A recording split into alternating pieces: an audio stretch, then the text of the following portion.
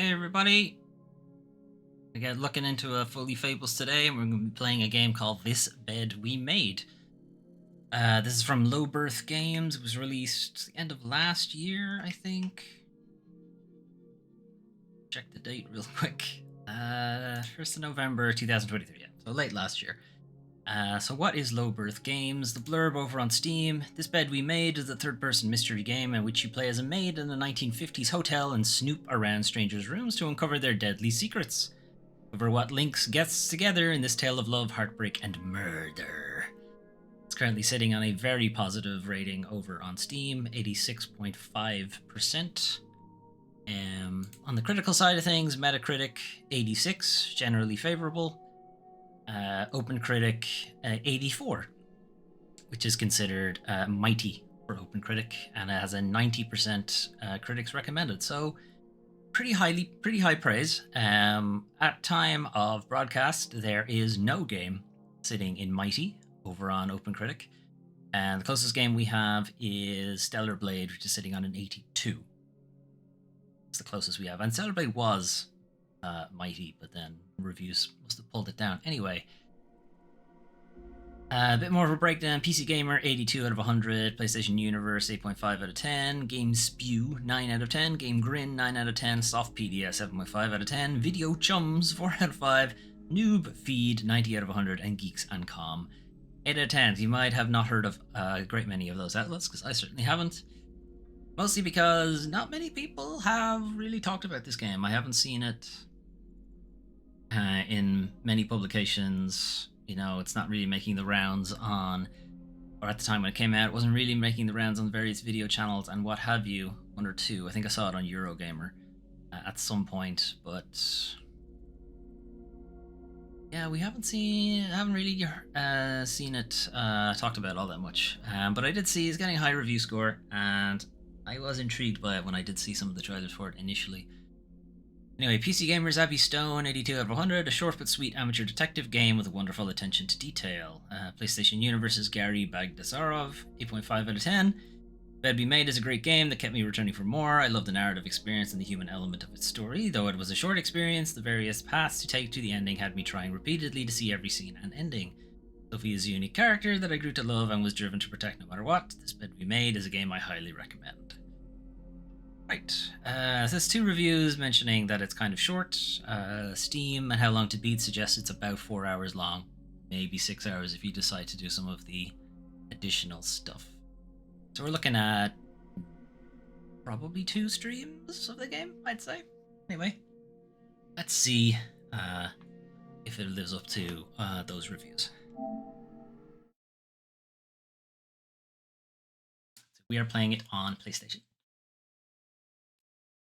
I just find it easier to play the games than that. Okay, not too much to look at here for options. English. Subtitles are on. Content warnings. This may contain spoilers, so I kind of thinking of turning them off. Following topics may be encountered.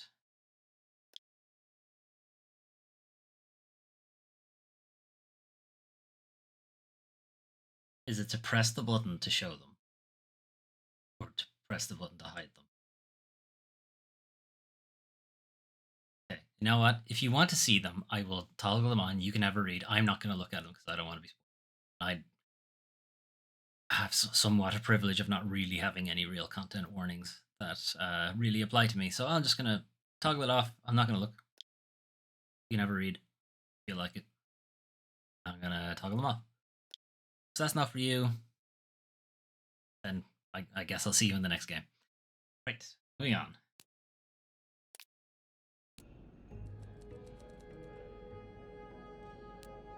Okay, any additional options beyond that? Just saw video. Fine, audio. That's fine. Controls I'm sure we'll figure out when we get into it. Okay, let's go!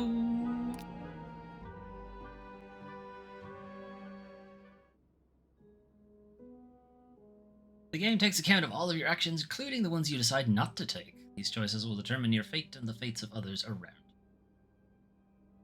Proceed with caution. Never. Caution straight in the bin. Service de police. Montreal.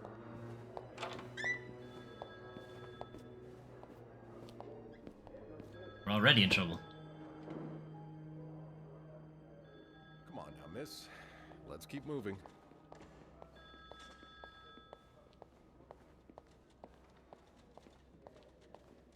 Yeah, I don't have a hole.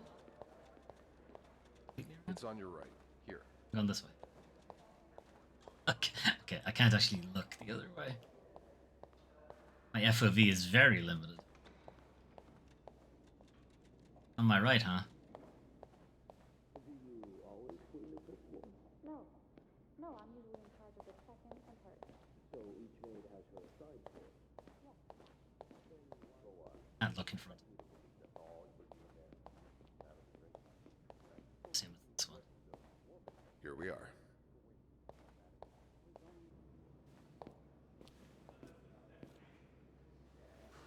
Good luck. Good luck? What do you mean good luck?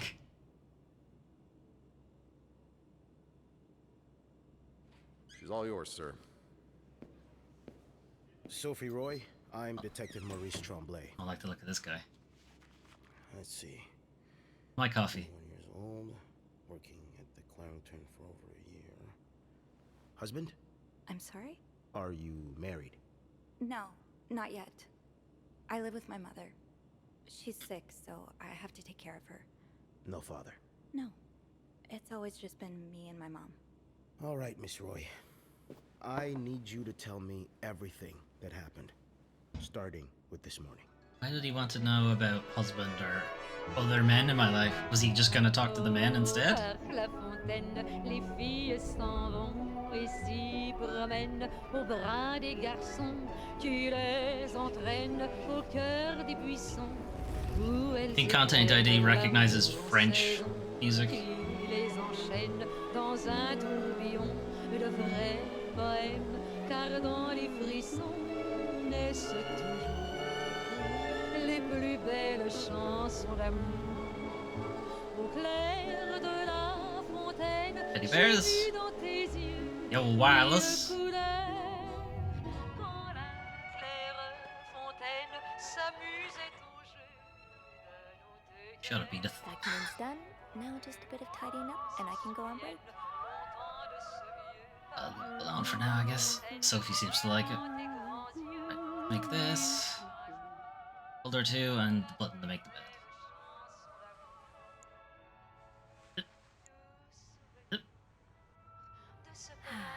A bed's not complete without its pillow. A bed's not complete without its pillow. I know. Can I not? Tray. There. It's weird. The controls are a bit stiff. Bibble. Buy standard edition, not the King James. Call people. Where's the fucking pillow? What did you do with the pillow, Chief? Over here. What's it doing over here? What's that?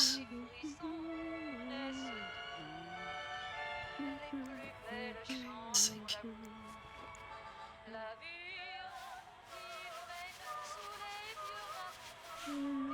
Good enough. Good enough, she says. Brilliant. Okay, it's time to snoop. That's a lot of money to owe. Just what did you get yourself involved in? You know me, you know my family. You've had a seat at our bar since the day we opened in 49. You're more than a friend to us. You're practically family. And while friends are polite to each other, family deserves more. Family deserves honesty. As such, I want to be as direct as possible and letting you know that you're down to your last chance.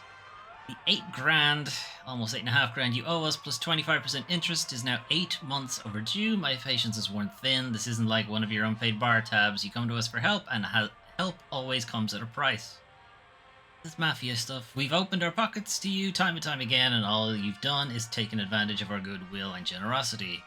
We'll come over in person to make our collection tomorrow. I'll be bringing along the boys. Yes, So we can all sit down and have a little chat. Just so you know, they aren't too good with words. Ain't too good with whites, you know? Only menswear. Are you in town for a business trip, maybe? I think he's in town to get out of town. Hey, teddies. I'm guessing you've seen better days. But you're obviously still important to someone. Meow. Meow.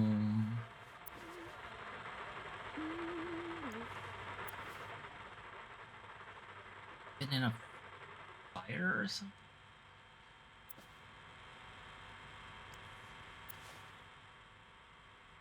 It's just well loved. Okay, no. Not getting it. No. Okay, comb. That away?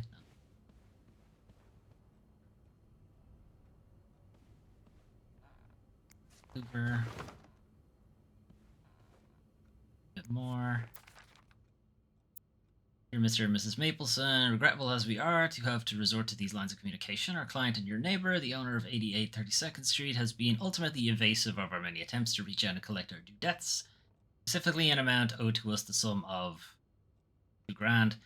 He has given us little recourse but to contact him through those in close physical proximity to him in the hopes that they can deliver a message on our behalf. We have little desire to disturb you and the other fine citizens of 32nd Street, but our business may bring us back to your neighborhood if it is not resolved quickly. Help of your kind community would be greatly appreciated for us and certainly for your neighbor. Kindly, Lucky Coin Financing. Don't want the mob in your building. Get your man to start paying his debt.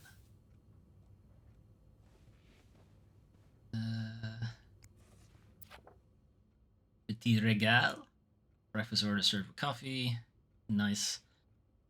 Omelette, bacon, sausage, ham. That's not bad. Eggs Benedict. Pancakes. Sandwiches served with fries.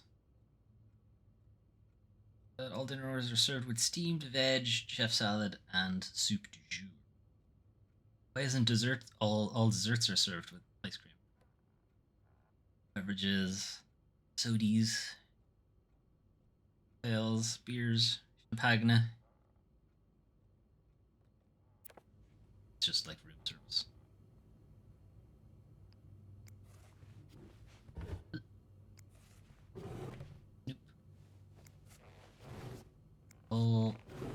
Tell me, the whole game is about Snoop. No.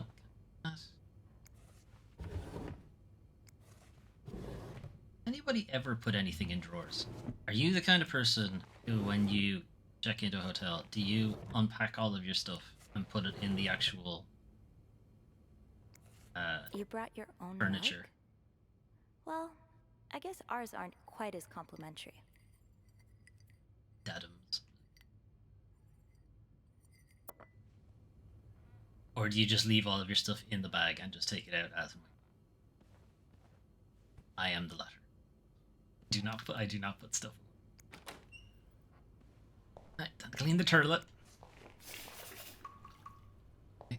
So that was easy. I wish cleaning the toilet was really that easy. Mirror. I clean the mirror. Okay.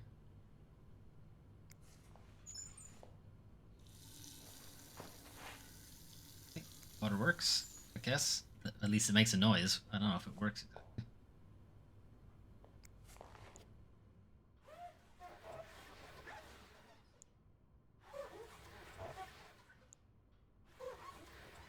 And voila. Good as new. Yeah. Only clean the parts that are dirty. Don't clean any other. Water work. The water's invisible. Don't worry about it. Yes, sir. Our water is invisible, sir. Kind of likely.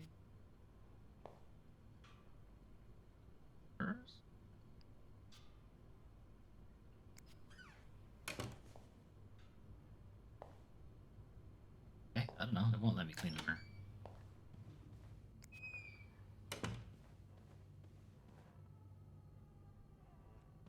Wardrobe.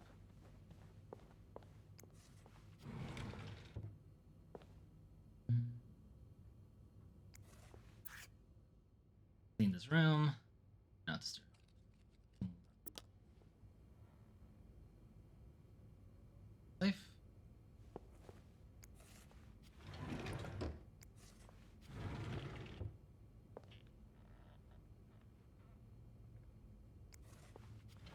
Alright, well, it won't let me clean the mirror, so I guess we're done.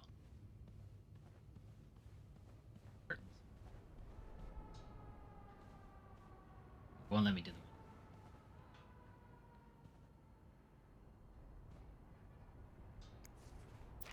Did I read this? No. Acknowledgement of debt. Date of acknowledgement January 16, 1958. Date of initial loan January 2nd, 1957.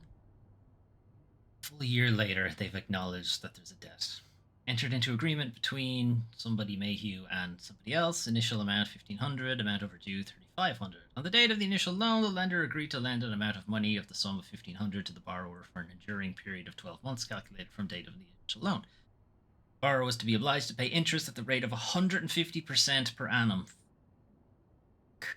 Total sum of said interest to be paid together with the capital sum of the granted loan by the loan period's end, with the loan period reaching its conclusion on July 2nd, 1957. They didn't take a lot of time either. The borrower was expected to have repaid the full amount owed. The failure to do so will prompt further action. Refer to page 3 for further details on the place and time of repayment. Refer to section C for the expected rates of all overdue payments as they relate to the time that has passed since the end of the loan period. I think you're fucked, Chief. You're fucked.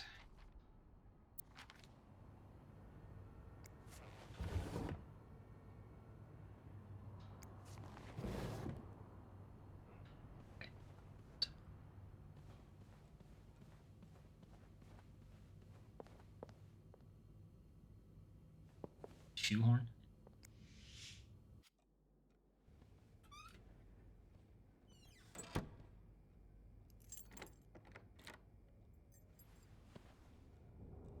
A master key?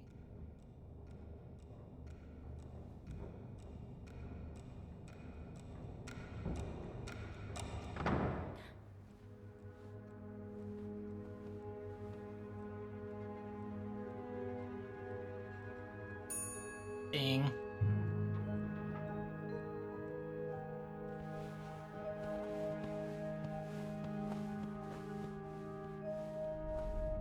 Have you heard about that nut house they want to build next door? Yeah, it creeps me out. Imagine all the weirdos who'll start hanging around the hotel. Even more I weirdos. can think of someone who'll feel right at home. Look at her, always glued to that gossip magazine. Do you Well, think she has better any than real talking to you friends, or is idiots. it just Gracie, Joan, and Marilyn? I can hear you, you know. Your own life is that dull. You need to get your excitement somewhere. We have the same life. Okay. Oh, did you see Rebecca come in this morning? She was wearing the same clothes. He just likes the clothes. What do you want? Steve Jobs wore the same clothes every day. He was gross, but still. She's doing everything she can to break us apart. Sophie speaking. Hey, it's Beth. Do you think you could come up real quick? Sure. Could I? Yes. I'll be Will right I?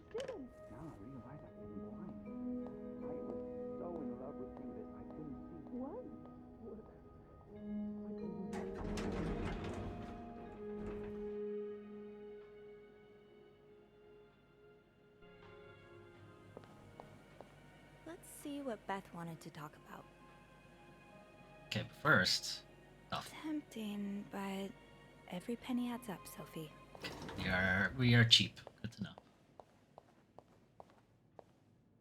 Valentine's Day or something? All the hearts of it. Yes, it is. Valentine's Ball. Valentine's Ball, Friday, 7 to 10. Formal wear required. Entry includes 1 drink, 4 prizes, and best dressed contest.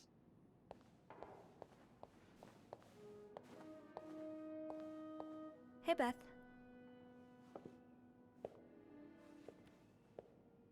Hey there. So, who's sleeping? Sleep what?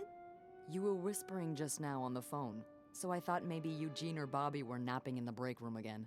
Oh, Oh, no. yeah, no. Somebody is breaking up It's in the Jacques break and room. Wendy. They were, in the middle of something.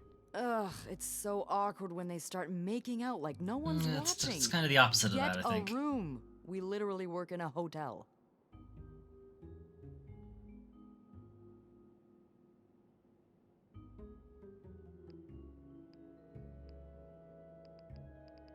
Really want to be a gossip, but I do kind of want to make her aware that if they were not making them.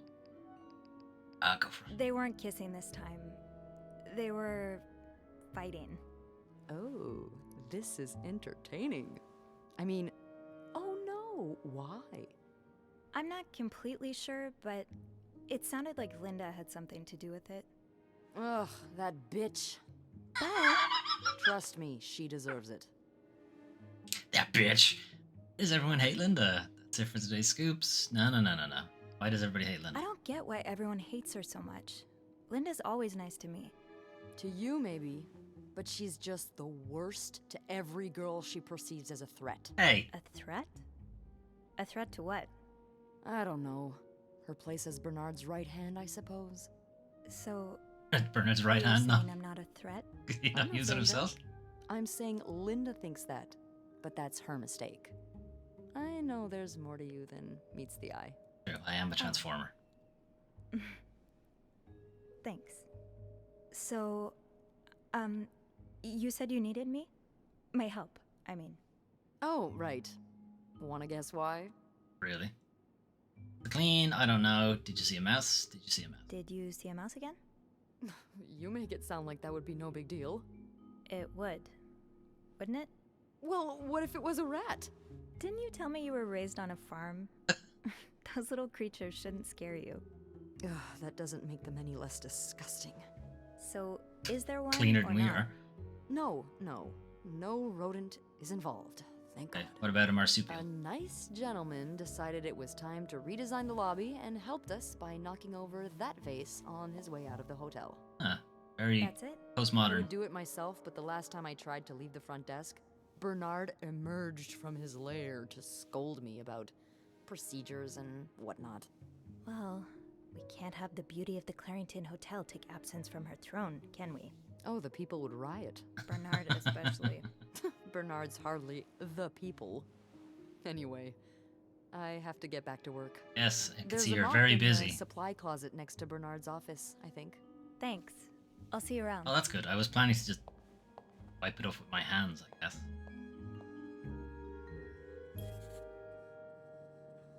Right.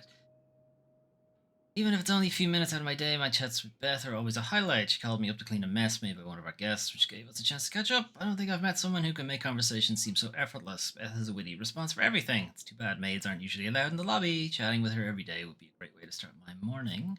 Before that, heard Wendy and Jacques arguing in the break room. From the sounds of it, Linda got to Jacques' head and convinced him that Wendy was flirting with some of our guests. I couldn't believe it. Anyone who's been around them for more than a minute could see how much Wendy loved Jacques. Never do that to him. And there's a haunted hotel, maybe. Some days I'm convinced the Clarendon is haunted. It's not that I believe in ghosts normally, but there have been too many incidents for me to rule out the possibility completely. This morning I was waiting for the elevator on the 5th floor when I heard a loud bang. It wasn't that loud. Behind me, like someone shutting a door, but with more force than I've ever heard a person use. Maybe they were just really pissed off. I looked around, but there was no one to be seen. Am I just imagining things? I mean, it's a video game, so probably. Beth has been the hotel's receptionist for as long as I can remember. In fact, hers was the first face that welcomed me when I took my first step inside the Clarington. She knows this place like the back of her hand. Beth can be fiery, which doesn't win her much love from Bernard, but most guests adore her for her magnetic personality, and that's something Bernard can't plainly see. Can plainly see, rather. So that's why she's the receptionist. We don't get the chance to chat as often as I'd like, but when we do, it's always a blast. I only wish I had even half of her wit so I could entertain her as much as she entertains me. Bernard is the Carrington's manager, the big boss. He spends most of his days locked in his office and doesn't like the maids roaming around outside of their posts, so our paths don't cross often. Lately, he's been hell-bent on getting the hotel back in shape, whatever that means, and there have been a lot of changes around here as a result. He's enforcing employee rules more strictly than ever and dropping God knows how much money on renovations. Stress is practically radiating off him, and it sounds like he's planning to sell. Linda's the Carrington's governess, Bernard's second in command, and it's easy to see why. She rules over the maids with an iron fist, always ready to enforce Bernard's latest rules to the letter. Most of them hate her for this, but my feelings are a bit more mixed. For whatever reason, she seems to have a soft spot for me. Same cannot be said for Wendy, unfortunately. It's like she's made it her life's mission to break up Wendy and Jacques' relationship, and I'm worried that her latest efforts may have succeeded. Wendy is a waitress at the hotel's restaurant. She and her best friend Yvette were hired together, and they used to be inseparable until 3 or 4 months ago. No coincidence that this was around the time Wendy started dating Jacques, the bellboy to whom she's now happily engaged. That is, depending on who you ask. Linda seems to think that Wendy is the Clarendon's resident flirt. Sure, she's popular with guests and collects the most tips by far, but I've always chalked it up to the same thing that has drawn me to her, that warm smile that just radiates kindness. Linda's not convinced, though, and seems to have taken it upon herself to expose Wendy for who she really is. Right. Jealous? Much? Jacques. Jacques is one of the Carrington's bellboys. I don't know much about him. He's even more shy than I am, rarely looking up at guests when carrying their luggage. People like us just need someone to bring us out of our shells, and apparently for Jacques, that person is Wendy. Like a completely different person around her. He lights up, laughs, cracks jokes. I'm so happy that he found Wendy, and even happier when he proposed. Like the Carringtons' very own Janet and Tony. Okay, 50, I would have no idea. But it seems their engagement is in peril thanks to Linda's meddling. Stand strong, Jacques. Don't fall for her manipulations. Family. Mom always means well, but life hasn't dealt her the best hand of cards. She doesn't talk to me very much about her time as a nurse during the war, but I've always wondered what kind of person she was before that harrowing chapter of her life. Would have been World War One. Maybe World War Two. 19. It doesn't say when in the 1950s, just the 50s. Eventually, they would have had kids young. Just the two of us at home. Mom's had bad luck with keeping jobs, and she finds it hard to be around people, so she stays home most of the time. At least she's never missed an episode of The Wild Orchard. On her good days, she can manage on her own, but on her bad days, well, I do my best to be there for her. Dad left when I was 2 years old. Haven't heard from him since. Mom doesn't say much. I stopped asking. A lot to be said about Daddy. Okay, let's get that mop from the supply closet.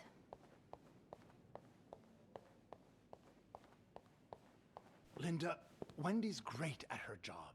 Guests absolutely love her and... Not just guests, apparently. Oh, God damn it, Linda! I only like her because guests like her. Making sure guests are happy is my job, after all. You don't seem to care whether I'm happy.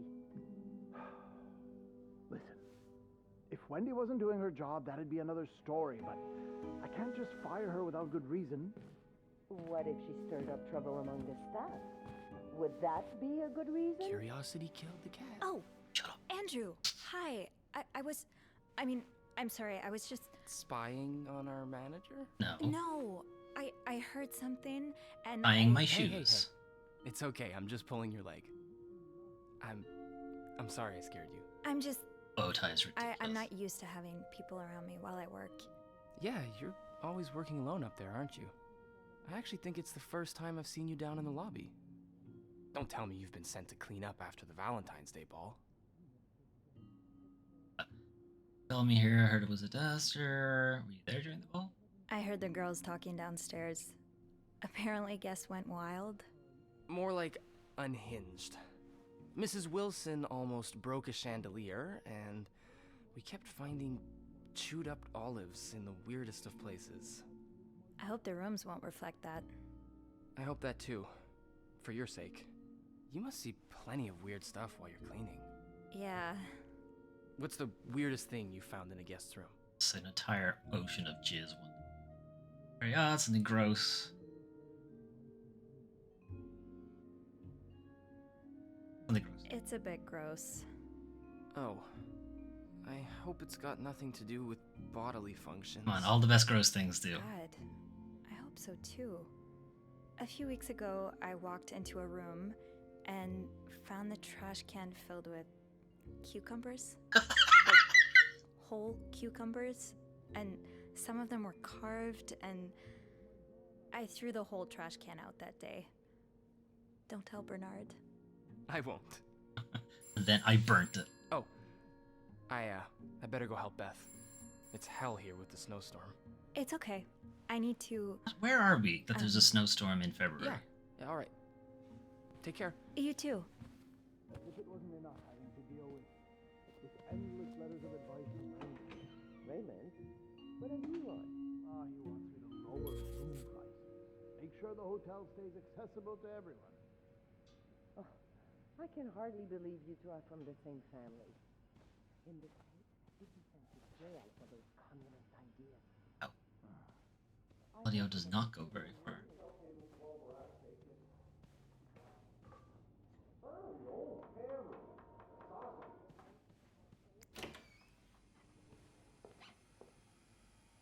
Okay, mop. Where's the mop? Meant to be the mop? Yes? Doesn't look like a mop to me, but alright. Don't get a bucket either. Okay, Sophie. Time to clean up that mess. You and Jay, hearts. Jacques, presumably. This is their makeout closet.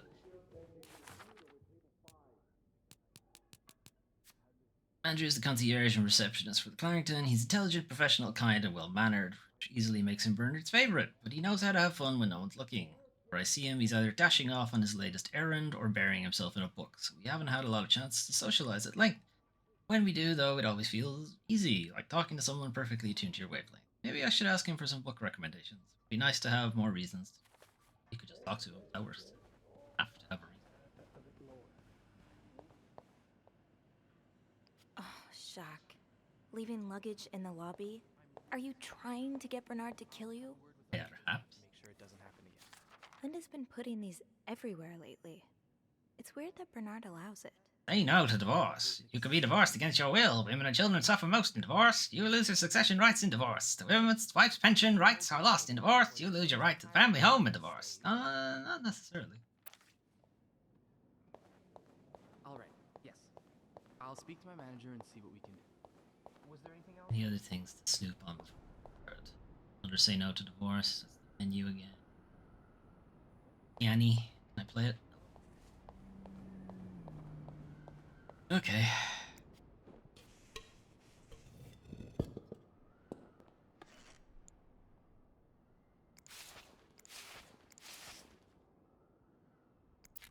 A film roll?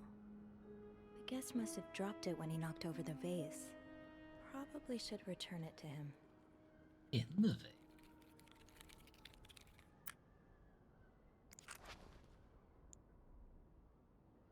Ew. I better throw that away.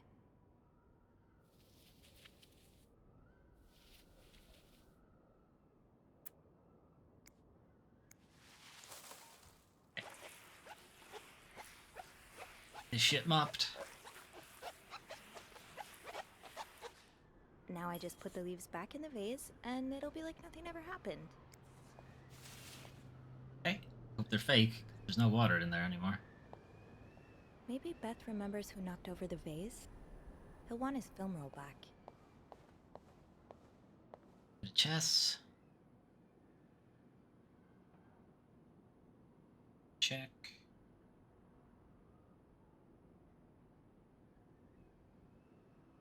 Get out. Checkmate. Get out. It goes. I understand, Mr. Ramsey. I wish I could make the snowstorm disappear. I really do, but sadly, that's not within my power. Beth, who knocked over that vase? Mr. Spade. Mr. Spade? Well, I can check with the airport and let you know when flights resume. Until then... Yes, I know. You've said that already. But... no, that's very unlikely. So, which room are you staying in, Mr. Spade? Well, Due to enter clue selection. Manager, if you'd like. I'm sure he'll be... Oh god. thrilled. That's awful looking.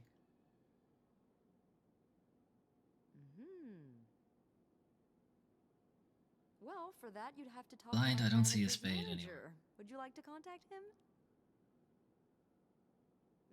Sadly, he Fine. doesn't have a phone. Unless He's there's bit a of way an for me to old-fashioned change. fella, if you know what I mean. Yes? Yes, certainly. So first I suggest finding a nice little corner right. where you can kneel down, all right?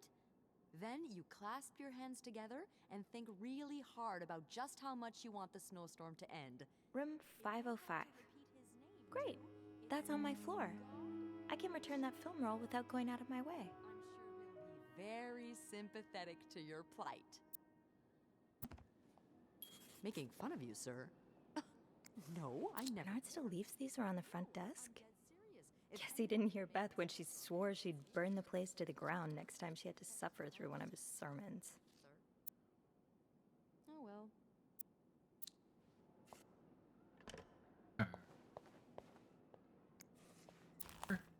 19 arrested in deviant raid. Deviant raid, surely? 19 arrested in deviant raid. Montreal police arrested 19 persons in an early Saturday raid. Maine's Lounge. located on Stanley Street, downtown Montreal. I think Montreal would have the accent on the, like everywhere else, sure. I mean, they should have it, but still. Montreal itself should probably have it. Anyway, the establishment, owned by Emmanuel Liberté, is a known hangout for sex deviants. Montreal city employee, a court official, and 2 teachers were among those seized. According to official reports, Lieutenant Sylvain Guibourg says he plans to send letters to schools employing the arrested teachers. Why? Unnecessary. Just read the paper anyway. School principals, parents, and fellow teachers should prevent such people from being in close contact with youngsters, he said. It's everyone's responsibility to protect our children. No, it's really not. They're your kids. You protect them. Lieutenant Guibourg also promised an investigation will be opened on La Liberté. Already has a criminal record to his name. Continue on page 3. Major snowstorm paralyzes city. Montreal is paralyzed by the winter's 5th and most important snowstorm. Okay? 15 inches of snow are expected until the end of the day. The last major storm back in January had covered the city with 12 inches of snow. The storm started yesterday with 6 inches falling. Okay, who cares? Shop owners against new mental hospital. Okay, we heard about that already. Another bloody Valentine. Valentine's Day concluded in horror last Friday with the murder of an Outremont resident. Afraid neighbor called the authorities at 11:50 p.m. after hearing loud shouts from next door. Police arrived. They found the lifeless body of a 34-year-old man. Authorities have refused to identify the victim or provide any details about the circumstances of his death. No suspect has been apprehended yet, but Detective Lieutenant Maurice Tremblay, that's the guy who's talking to us in the flashback, asked anyone with information to come forward as soon as possible. Maybe they showed up here? Selection mode? This is horrible. I don't think I'll ever understand what pushes people to go so far as killing. Wouldn't be surprised if everyone's a little bit more on edge today. Bad weather has a way of doing that. Ah, my new home, according to Suzanne and Yvette. I'm not sure how the children are affected by what goes on at a bar on a Friday night. Yeah. But I'm no lieutenant, so... 1950. Went to the end of the 50s. And I said earlier, where are we, that there's a storm in February, but I just realized it's Montreal. That makes sense. Clean this too, now that I have them up.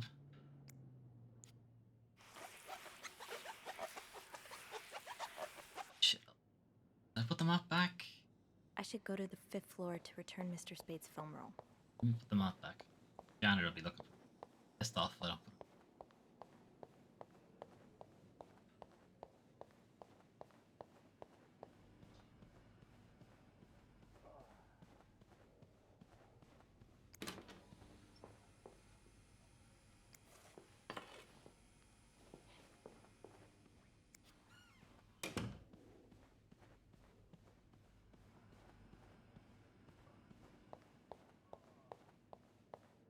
In our...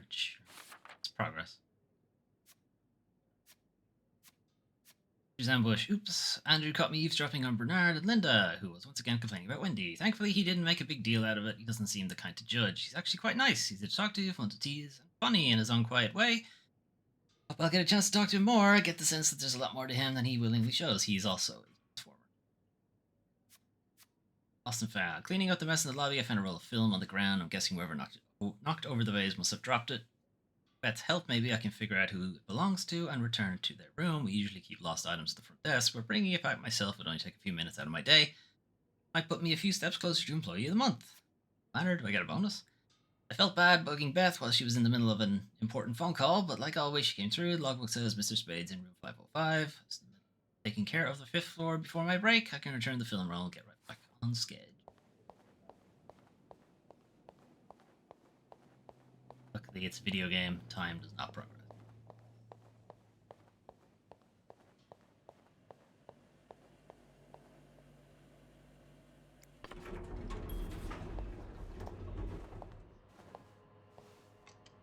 Don't get to choose what floor to go to. Hold it, please. Yeah. Phew, made it. Thanks. You're welcome. Was it you who cleaned the puddle by the restrooms? Was I not supposed to? Well, Eugene asked us not to touch anything until he's repaired the leak, but It's probably safer this way. Someone could have slipped on it. Which floor? Oh, 6th. Thanks.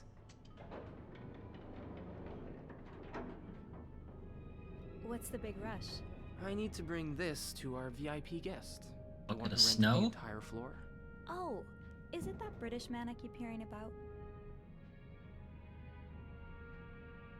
Does he need snow? Why does he need a bucket full of snow? No idea. I don't even ask anymore. It's just the latest in a long series of strange requests. What do you reckon he'll do with it? Gonna put his dick in Take a it. bath, maybe? Sometimes I wonder if he's just pulling an elaborate prank on me. Can't you tell me who he is? I've never actually met him. I always talk to his assistant. Only Bernard knows his identity. I do have a suspicion, though. Oh? Prime but Minister? I'm not sure I should say it. Can't you at least give me a hint? Okay, let me think. As long as this elevator ride. Alright. Saved by the bell. Hey, come on. Don't leave me hanging. Let's just say I like to prolong the suspense. Okay. Wait. Is that the hint? Who knows? You edge it for too long, Andrew. You're Have gonna fun up there. have a You bad too. time. Prolong it too long. Prolongs for more than 4 hours. You gotta go see your GP.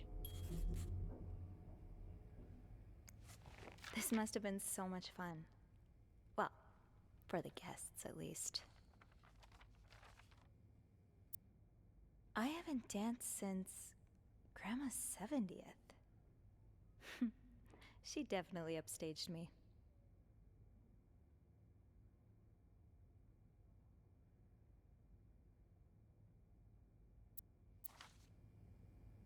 Same one. It's the same.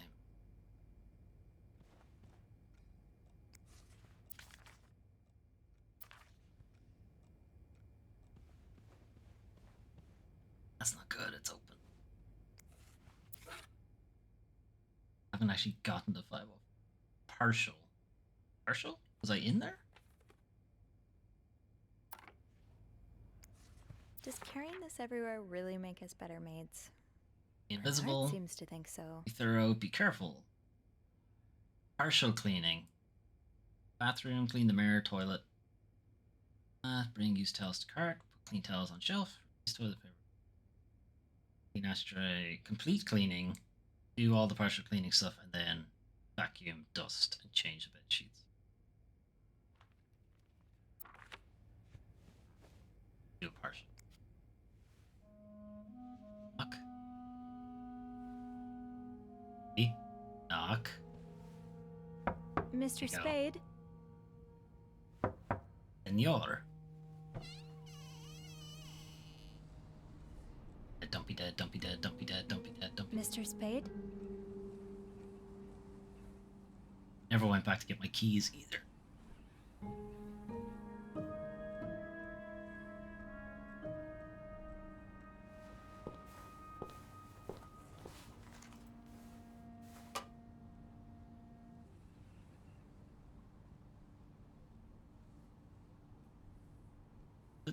Turn the bathroom into a dark room? That's gotta be against hotel regulations.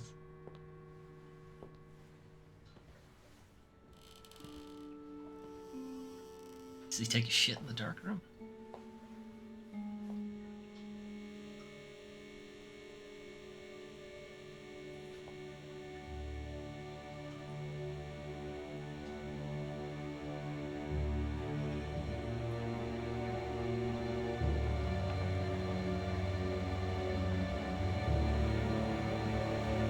Uh-oh. Uh-oh.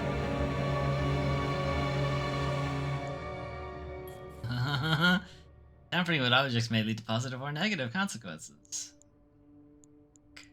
Does it have my face on it? Definitely. What is this?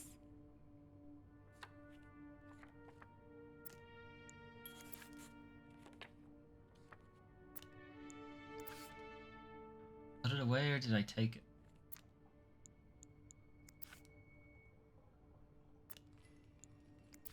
They all have my face in it.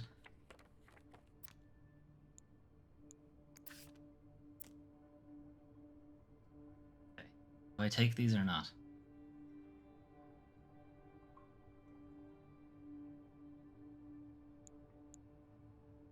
I can't just take one.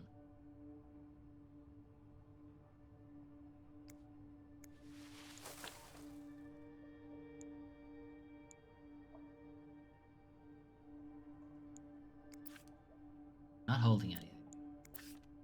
Holding anything. I'm holding. Okay, that should be.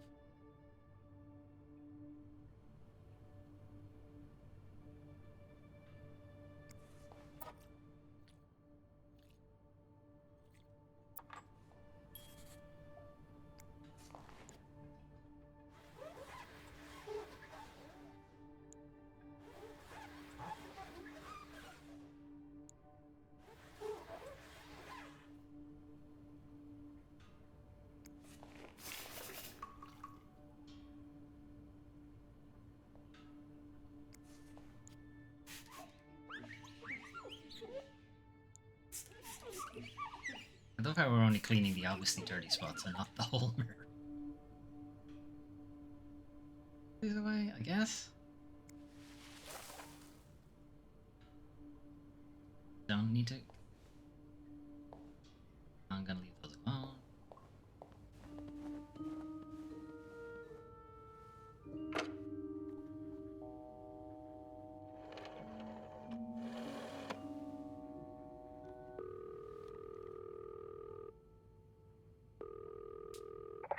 Clarington Hotel reception desk, Beth speaking.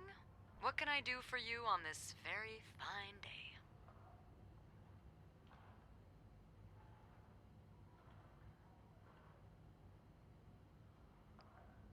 Acolyte. That's a weird one. Beth, I need your help. Sophie? What's going on? I think Mr. Spade's stalking me while I work. Really? I knew it! You did? I mean, I knew there was something fishy about him.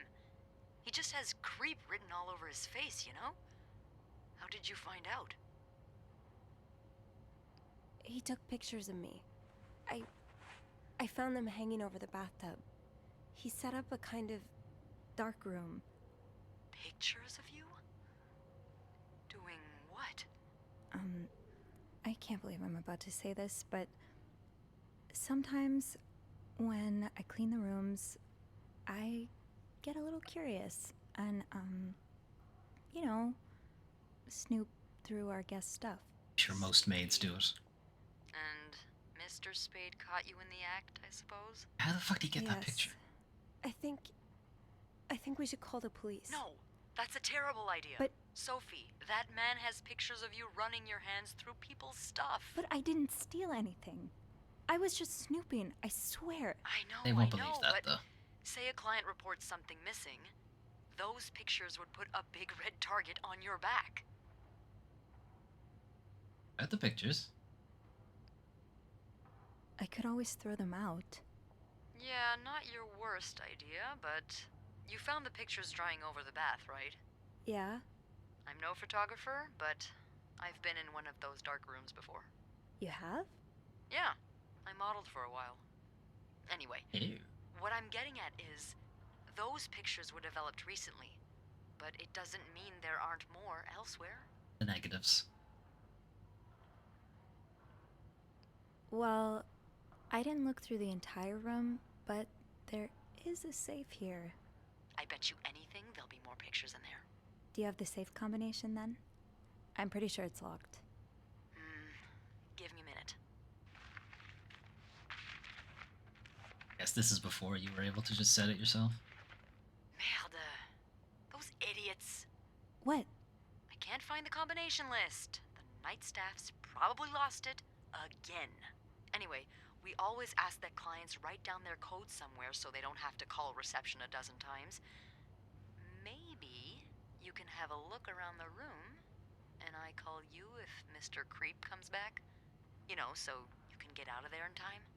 Okay. Yeah. Thank you. Oh, it's nothing. Oh, and Beth? Mm-hmm. Please keep this between us. Of course. I don't think that's gonna happen. I'm not sure if choosing Beth was the best idea, idea, but I don't think choosing Andrew was a good idea. Alright, I'm getting rid of all the photos. Okay.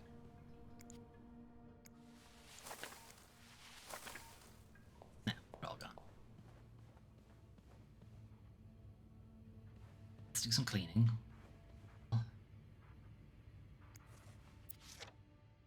Lads. 99th Infantry Division, Belgium. You pick up or throw away can be found in Sophie's journal. America, Encyclopedia.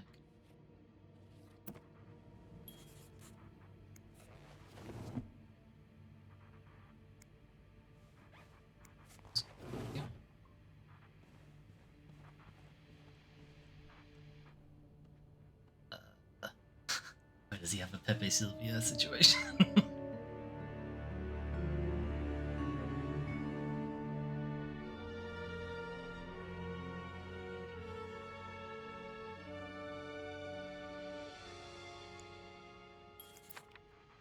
The lake. X marks the spot. But there's no way this is just a treasure hunt.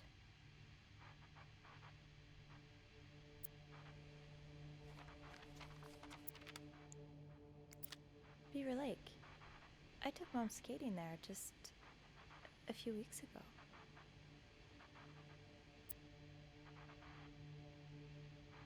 These look like numbers. Sort of.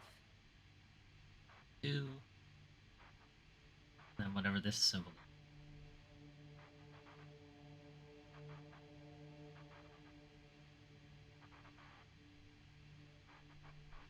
These look like numbers. Sort of.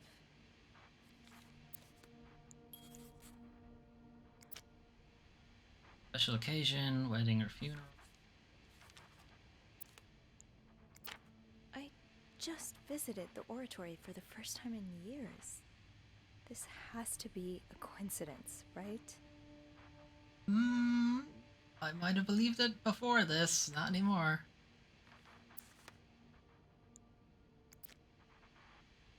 Tramways. Can't read the something. There's a newspaper article, but it won't let me read. E30.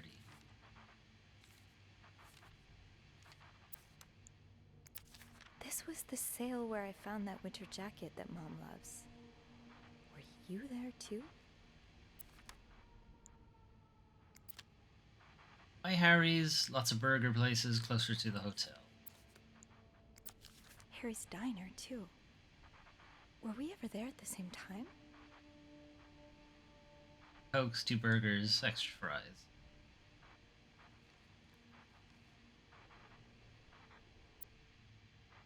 You didn't strike me as much of a doodler.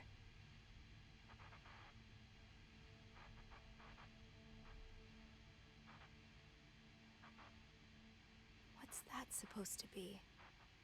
A 7? To take these as numbers. 7, there's a 4. Maybe a 2 at the top. This.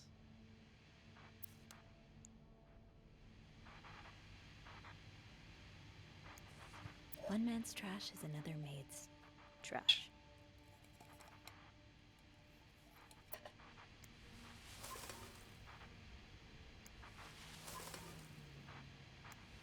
I hope you weren't eating those beans. Gone forever now. Morgan. Is that your real name? Why did you check in under Mr. Spade? All.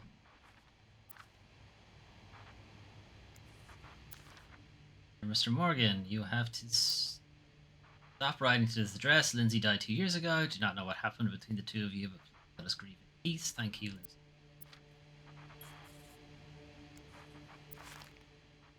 All been sent back. Is this a floor of the Clarington? 3 boys, 8 to 11 a.m. 3 to 6 p.m. Housekeeping is 10 to 4. Service is night. Room service night mostly.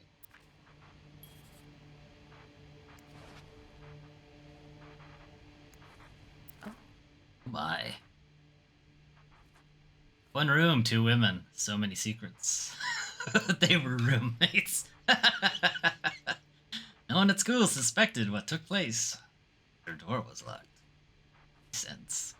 She was alone in a town she barely knew, hundreds of miles away from home. She was desperate for comfort, found in the arms of the most unexpected person. What first started as a normal friendship between two women soon blossomed into something much more passionate and disturbing. A tale of love and desire like you've never read before. Out of her own experience, the author, working under a pseudonym, tears the curtain back. From one of the gravest threats to modern social morality, the strange love practices trapping unwary girls today, particularly in large cities. There's something in the book. Won't let me. It's just a library. Oh no, there's no way this would be in the library. I don't know. Won't let me. I'll leave that there. Request to move to 507. Why did you want to change rooms? Room question is currently occupied for an extended stay. We're therefore unable to grant you request. Yeah, no surprise Bernard denied the request. Mrs. Beaumont's been here so long, we could probably just put her name on the door at this point.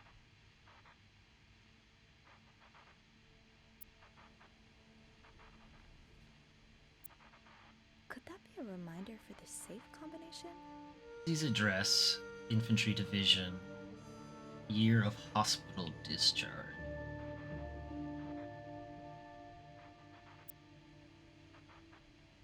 Okay, so Lindsay's address.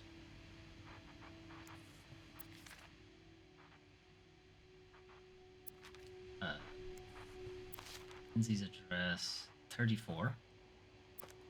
Infantry Division was 44. Hospital discharge.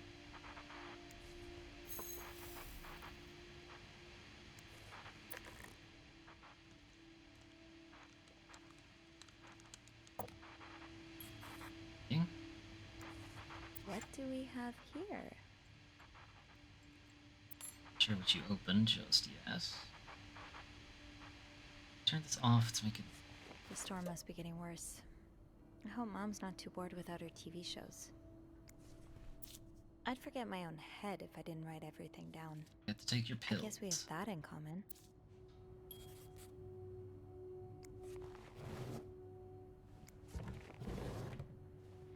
Have hospital discharge.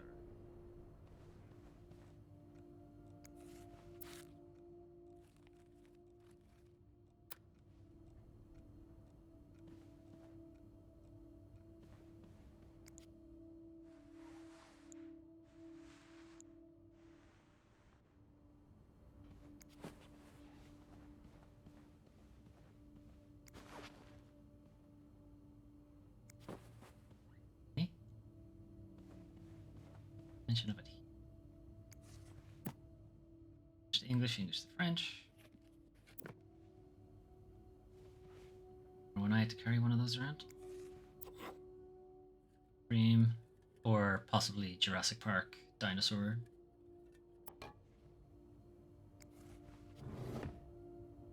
He's a guy who does put his stuff away.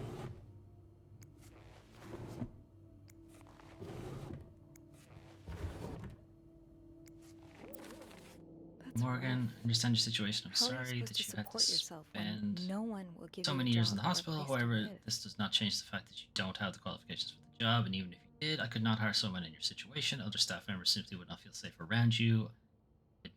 I would ask you not to contact me anymore, Jeremy Sandberg. Hey weirdo, stop wasting my time and not hiring you ever. Mr. Morgan, you know I have a lot of respect for what you and others have done for this country, but I'm not a charity. If I don't receive the past 3 months' rent before the end of the week, you'll have to vacate the apartment. Thanks.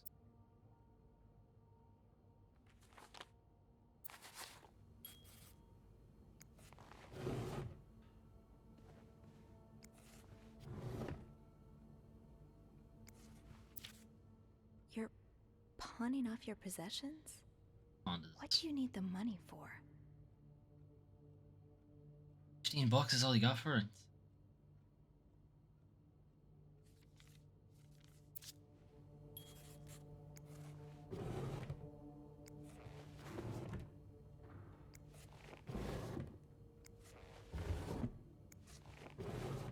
likely it's the suitcase. Close this door.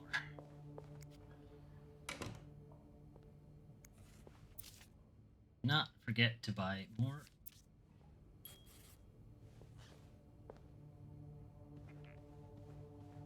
Already gotten what the forgotten the 6, 34, 34, 44, and then Locked. There has to be a key somewhere.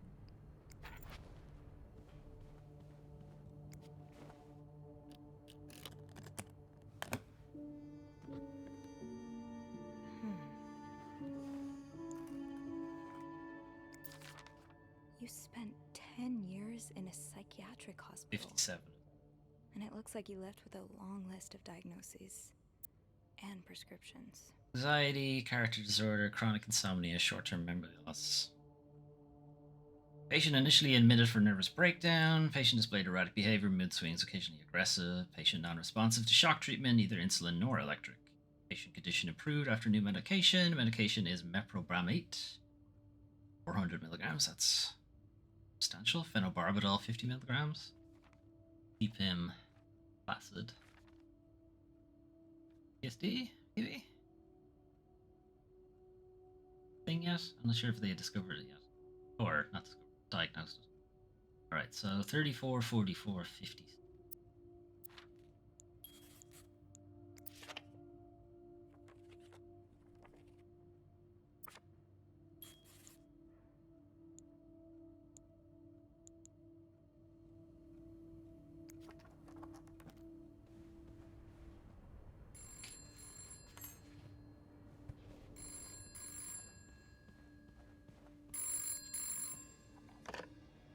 Is he here? He... what? No. Beth, you said you'd call if Mr. Spada was coming back to his room. Oh, yeah, I did say that. Sorry for the fright. God damn it, Beth! Oh my god, Beth. I nearly had a heart attack when I heard the phone ring. I didn't mean for it. I was just so caught up in the thrill of it all. I had to check in. Did you find more pictures of you? No, I haven't. But I did find something else. Yeah? He's got a kind of yarn map of Montreal on the wall. A yarn map? And where does it lead to? Lots of places. Most of them I've visited recently. Merde. What's the deal with this guy? Dialogue options with thing bring you back. Conversation point? Private feelings for a woman. He seems to be in love with this woman who doesn't love him back. You mean you? No, someone else. Oh, also. I found lots of letters addressed to a woman named Lindsay, but she returned them all to sender, unopened. Are you sure it's love and not obsession? Maybe he stalked her like he's stalking you. I don't know. Whatever it is, I find it strange she didn't open the letters before sending them back. I would have had a look at them first. Of course you would have. So, is that all you found then? It isn't his real name. The icon indicates dialogue options unlocked thanks to your thorough snooping.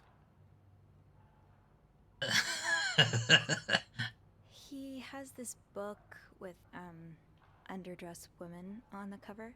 I don't think Playboy magazine qualifies as a book. No. No, it's not. It's a novel. It's called, And They Were Roommates. Oh, I see. And I suppose these women on the cover are really good friends, aren't they? Very good. What do you mean? The best of friends. Well, if it's what I think it is, it's probably one of those trashy books for men who secretly fantasize about two women getting real cozy with each other. Makes sense, trashy. I didn't read it. Have you ever read one? Let's make her explain. What is it that makes them so trashy? And as she ran down the stairs, her heavy breasts jounced. Not her breasts on bounced veiled boobily night. down the stairs. That doesn't even mean anything.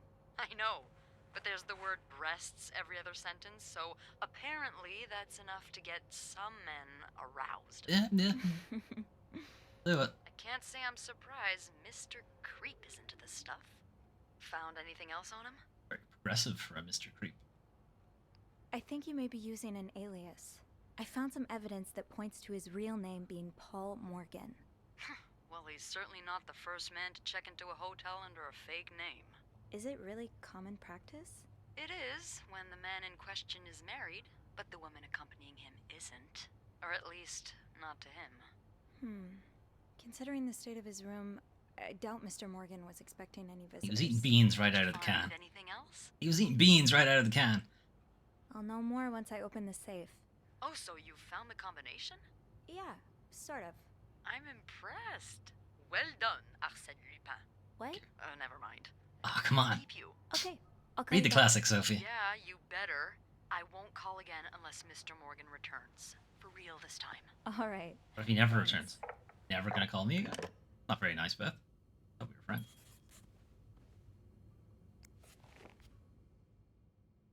Use the button to turn the dial.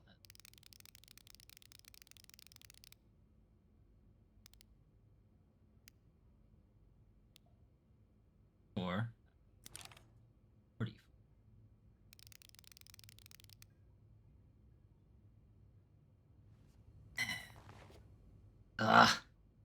Maybe it doesn't matter.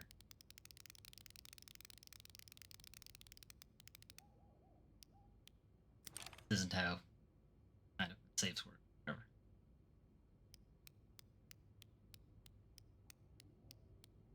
Damn it.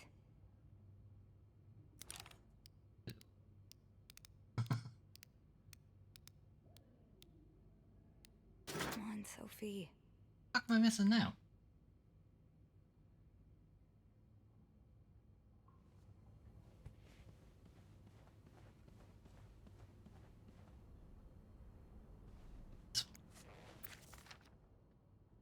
His address, Infantry Division. Not the year.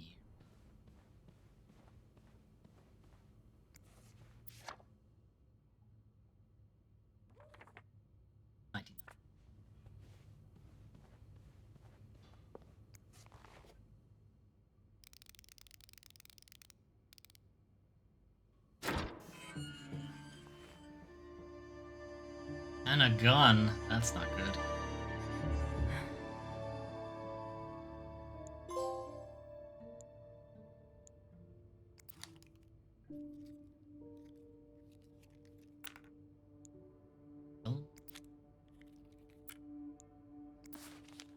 M and H.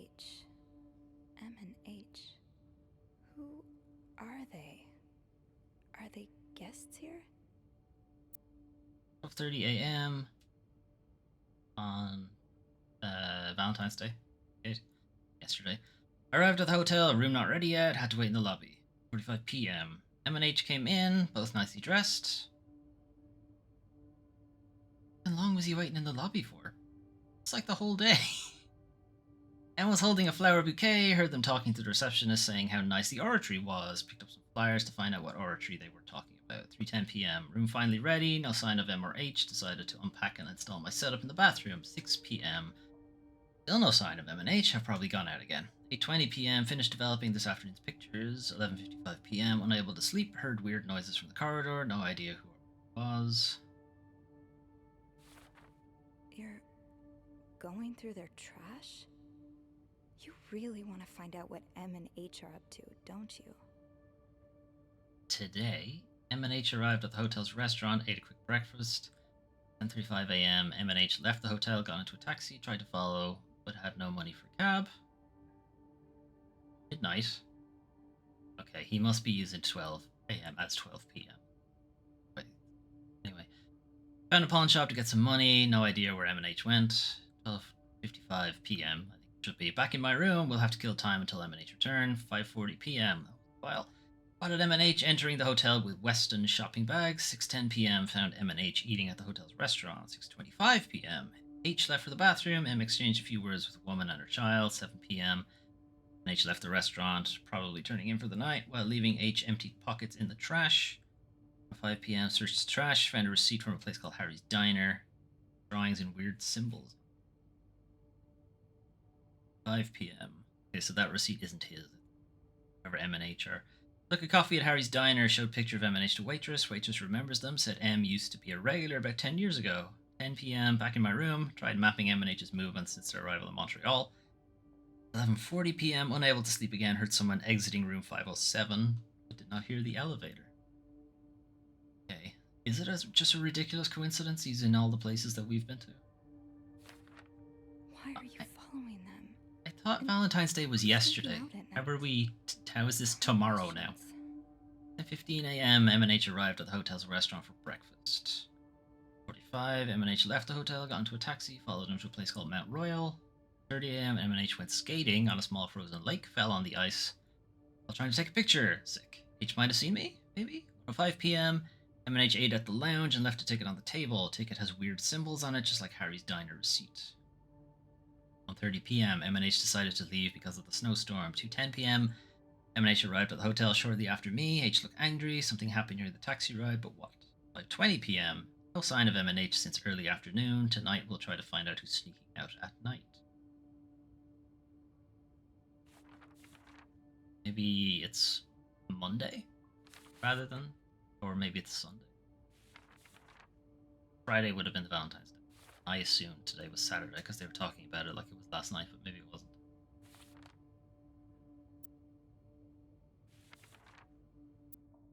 That was taken in the lobby.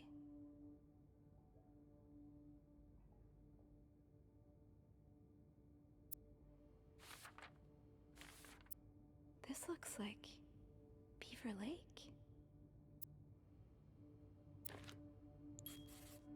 I really don't think I picked this up, but... Okay, Sophie, you should probably put this down. Now.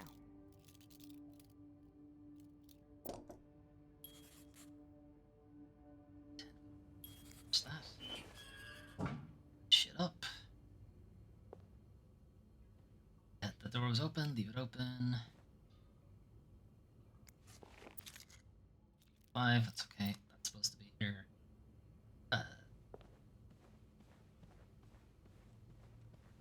Else. Do anything about him leaving his underoos on the radiator? Fine.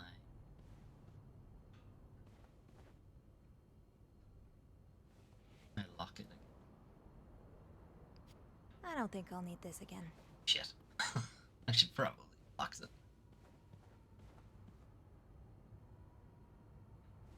Good.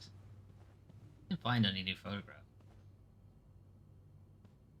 M and H. Maybe Beth could find them in the logbook.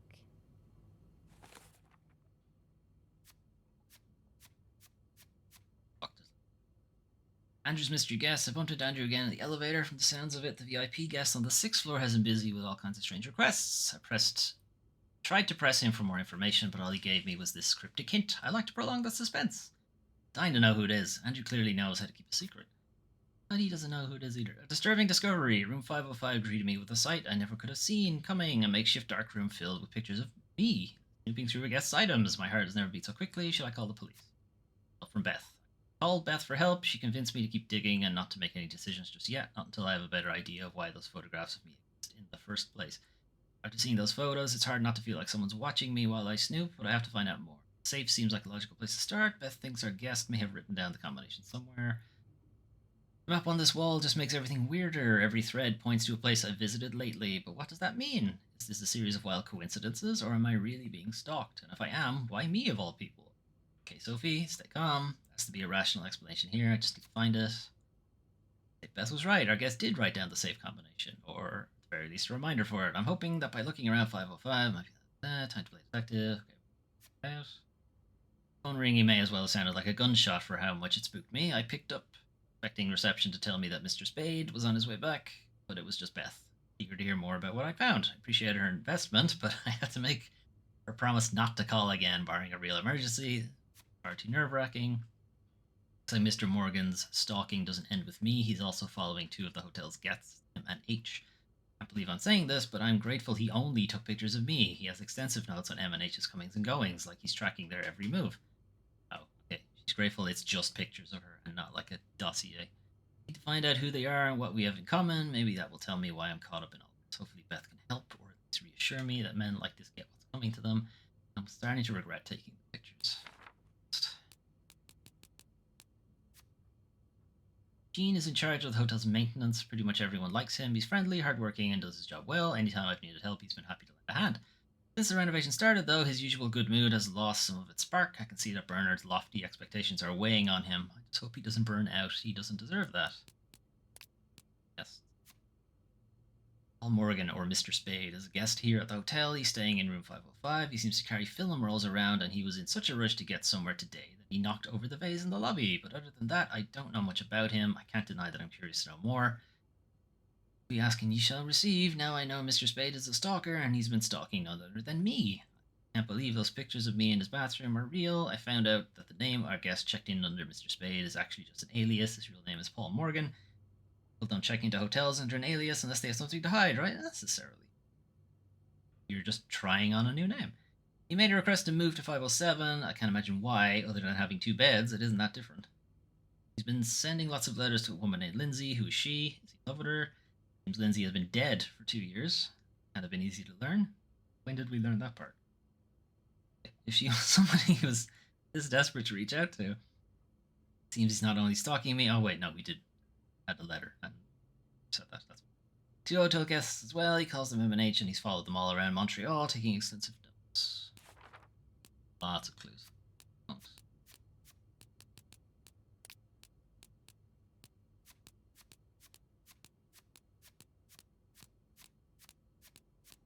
Can't stand notification marks and stuff. I have to.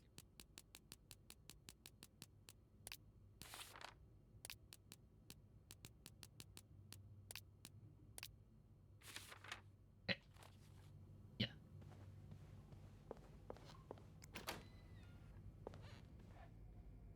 Left the door open, so leave it open. You'd have no way of getting back in.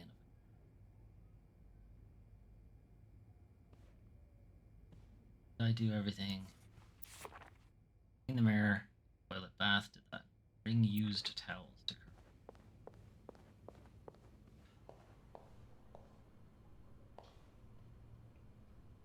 Don't see any used towel. Is that? Fresh towels? Let's put those on the bathroom shelf.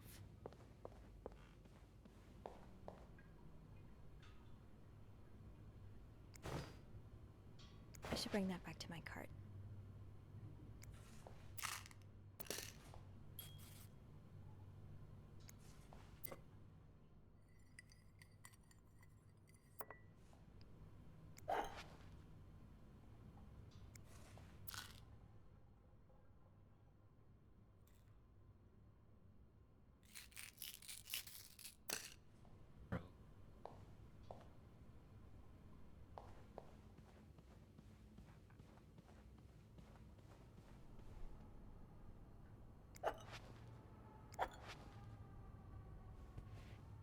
Oh, where these go? I just.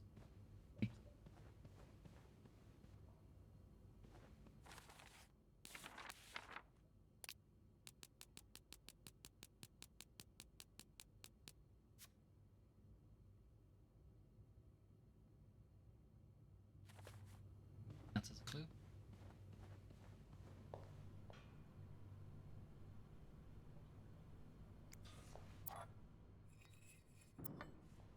Proper bulb.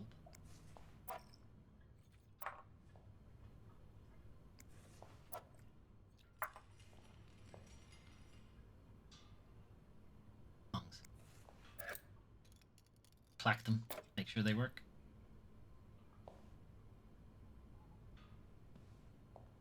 I don't know what to do with these cups.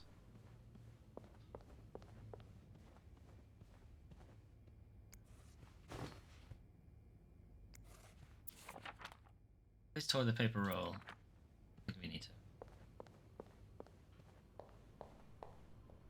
Fine.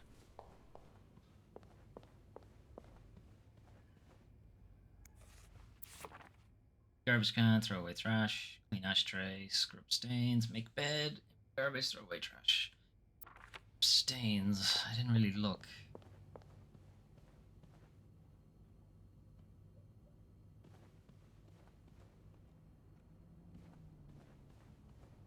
Fine. Deal with the cups. Just keep them. They my cups now. Fine.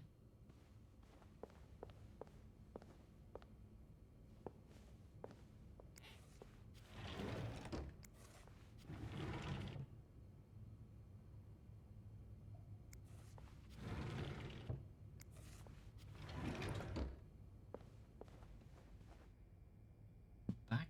Oh. Right.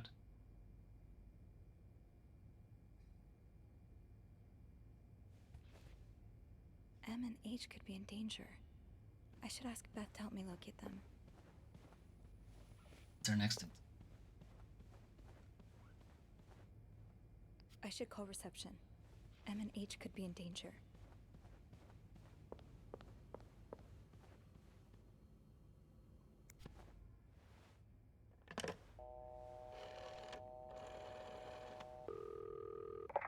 Clarington Hotel reception desk, Beth speaking. It's me. Oh, hold on. Hit me. Andrew. Andrew, cover for me, will you? What's going on? Hey, Tintin. Just do it. Wow, Sorry about that's that. mean. So, I take it you opened Morgan's safe? What was in it? A journal. His journal? Does he say why he's stalking you? No, Not stalking. but it seems he's stalking 2 other people as well. Oh, who are they? They're guests. I don't know their names, though. I was hoping you could find them in the logbook. Well, Snoopy, although it may seem like it, I'm not actually clairvoyant, so I'll need something to narrow the search. Do you know anything about them? Man and woman, M and H.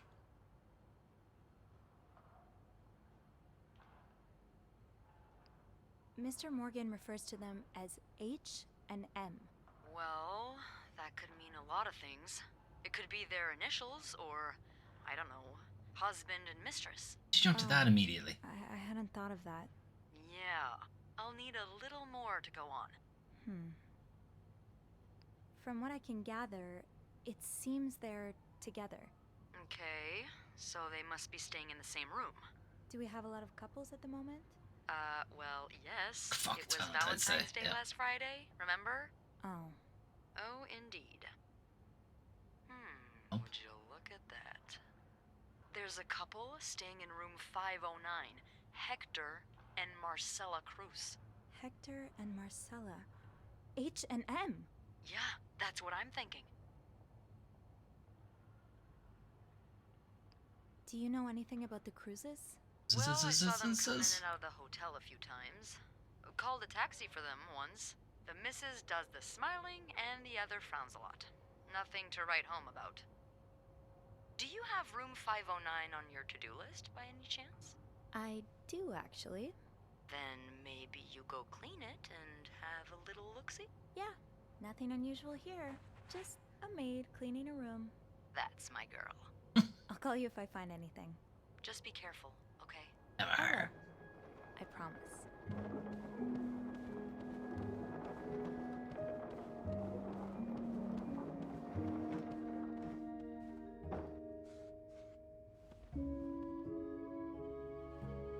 Oops.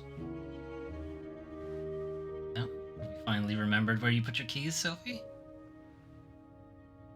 I must have forgotten my keys in the break room again. You did. I'll need my keys to enter room 509. I should probably check the break room.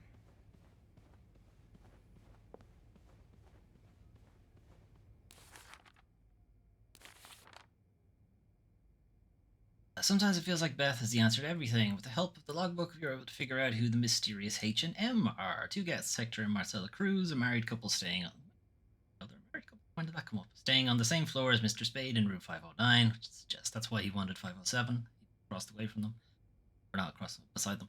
I've had a quick look around the room will reveal something, but I'll need my keys, which I left downstairs.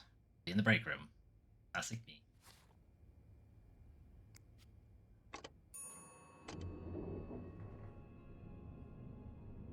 they're. One of the reviews did say that they do restrict your movements a little bit for exploring. So we're not getting a choice on what floor to go to, we're just going to. Your job to report when others don't do theirs. No, it isn't. Mind your business. Oh, Andrew.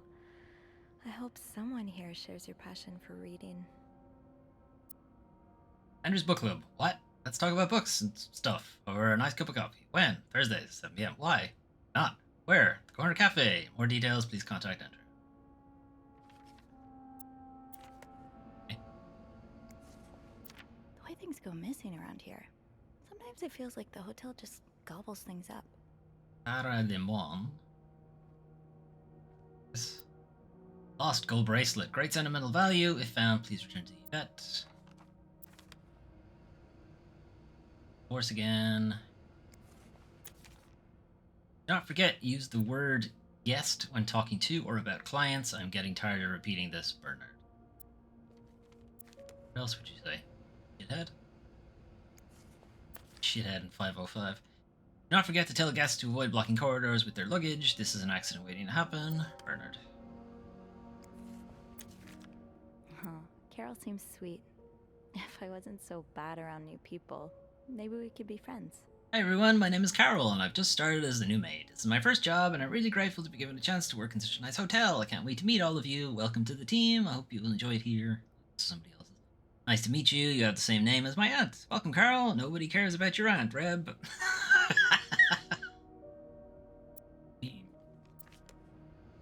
Who cares about your aunt, Reb? Is this the break room? There. That's for sure.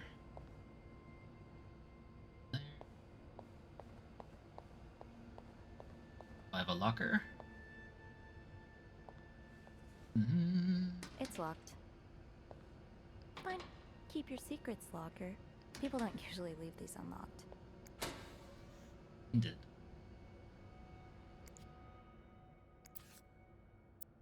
Eugene, half the washing machines are out of order. Because of this, I won't be able to finish our current load in time, and Beth will be forced to offer guests an apology discount. Please fix the machines before Bernard kills me. Rebecca. That's it. Otherwise, lots of main stuff. Open sesame? Nope, no luck. Jacques. Fucked up, Jacques. The way they look at each other, you can tell it's the real deal. Disposable tissues. Lots of them. Comb. Off limits. These. Clocking out thing. Did I remember to punch in this morning? I can't do it now. Where's my locker? I get a locker. Laundry brig. Rebecca's had her hands full lately. I hope she's doing okay in there. My locker's in the break room? Shoot, it's locked. I guess I'll have to get Linda's master key instead. Oh, fuck.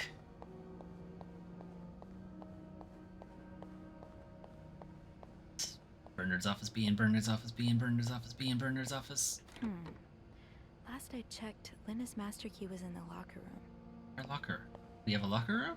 There's lockers here, though. Where's the locker room? Room?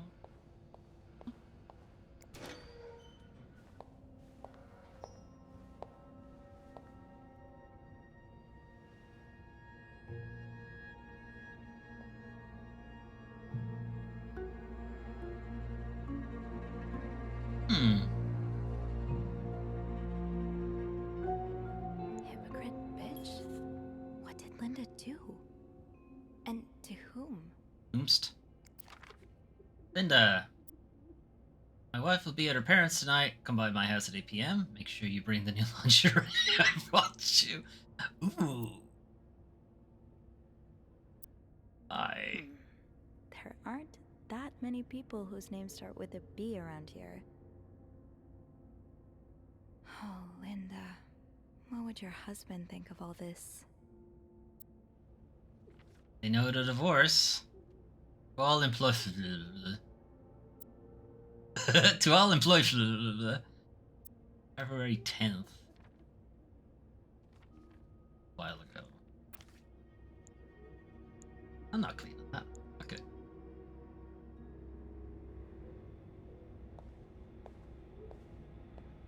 Tempting, but every penny adds up, Sophie. Then To be tossed aside by your best friend like that? Oh, Wendy, that's a special brand of heartbreak.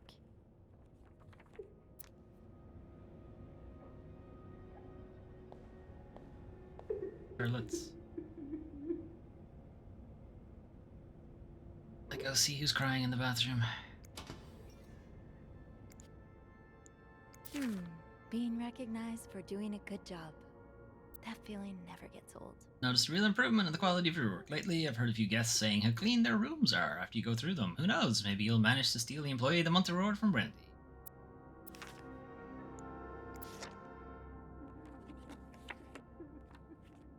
Ariadne's legacy. Ours? Or Haven't gotten any tips so far today.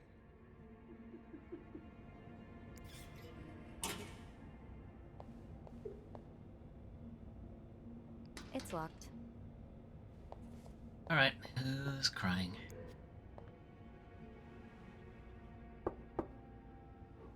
What is it? Wendy? It's Sophie. Are you alright? Do I sound alright? Not really, no. No, I guess not.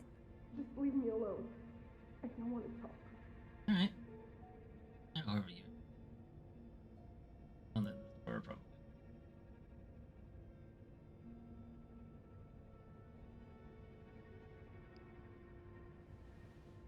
I don't mean to disturb you, but did you see who wrote that message on Linda's door? What? The lipstick message. Do you know who wrote it? I have no idea what you're talking about. Please, Sophie, just go. All right. Okay.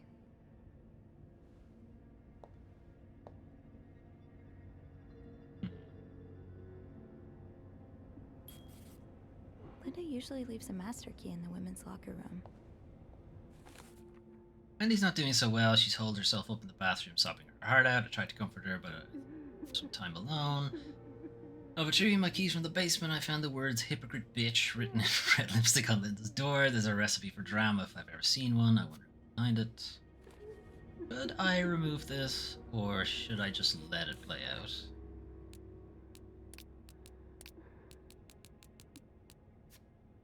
Becca works in the Clarington's laundry room. It's a tough job to do on your own, but she manages to get it done. She's a little withdrawn, which makes her an easy target for some of the other maids. From what I can tell, she's sweet. I don't know how much I should buy into this, but there is word among the other maids that there's something going on between her and Bobby. I can't say I would have.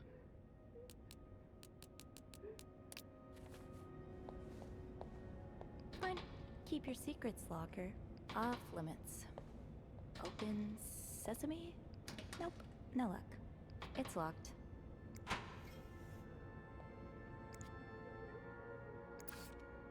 Hidden enemy, the homosexuals. Invisible forces lurking in the shadows, threatening our very way of life, and it is not the communists. They move unnoticed in society, working in every field. They may even be married and have children. They could live next door to you, attend your church, or even be your son.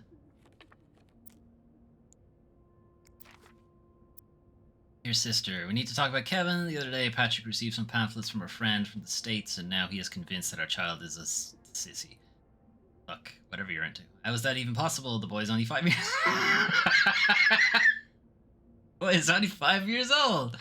Does it really matter if he likes to play with girls and prefers dolls to toy cars? No, at that age, definitely not making a difference whatsoever. Still, I cannot help but think Patrick is right. If Kevin indeed is like that, what kind of future awaits him?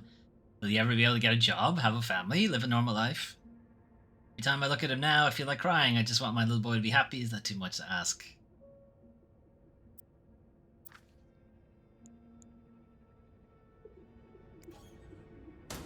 Off limits.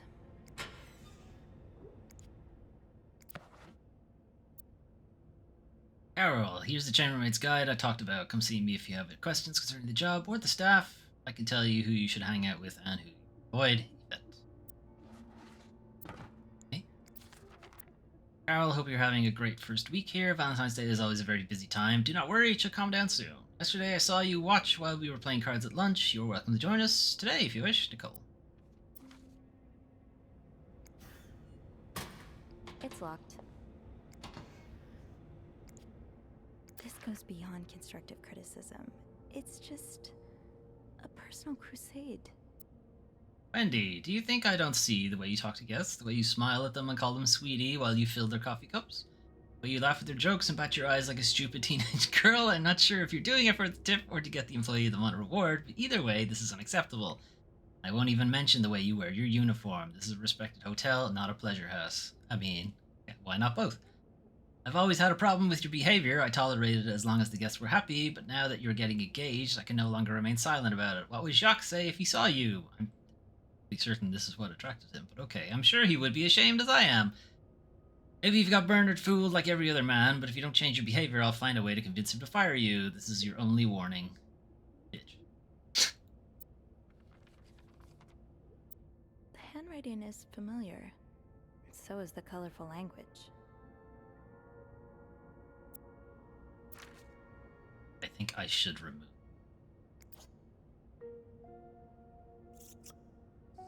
This shade of red. It matches the message on the door.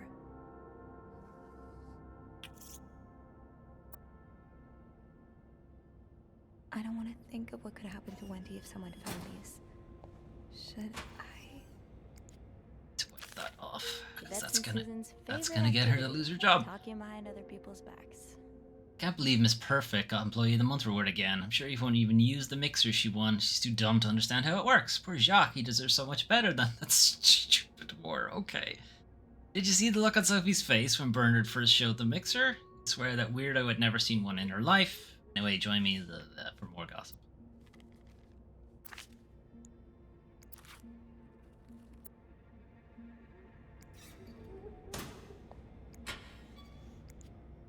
I wish I understood you better, Yvette. You and Wendy had such a close friendship.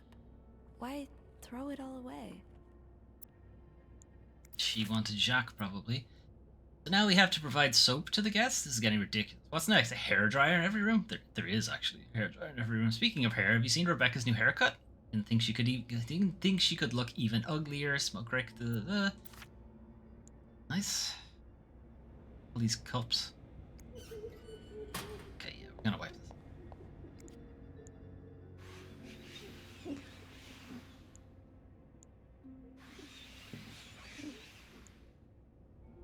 We'll leave them there. They can't print that is. Wipe off the makeup. Okay. What else did I come in here? To all employees, you're probably aware Valentine's Day is upon us. We are almost completely booked again. I know this is the time for colds, but I will not accept anyone missing a work shift the next few days. Yes, spread the colds to everybody else. I want the rooms cleaner than ever. I also wish to remind you of our continued partnership with Weston's department store. Take every opportunity you have to suggest the store for our guests' shopping needs. No.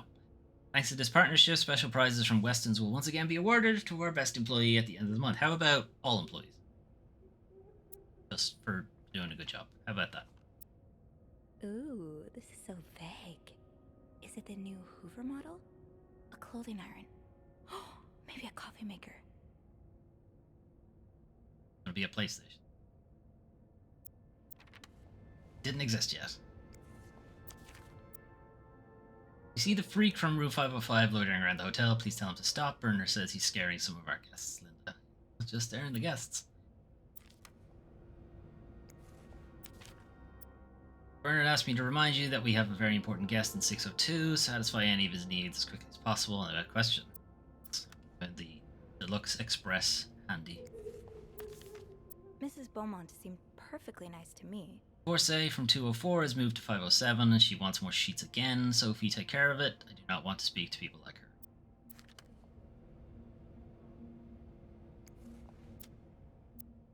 Message from Bernard. Valentine's Day. Leave chocolates on the beds of rooms occupied by married couples only. You, Bernard. Single people need chocolate too. You're not even trying to hide the daggers in your eyes. Wendy definitely deserved this, but the next one is mine.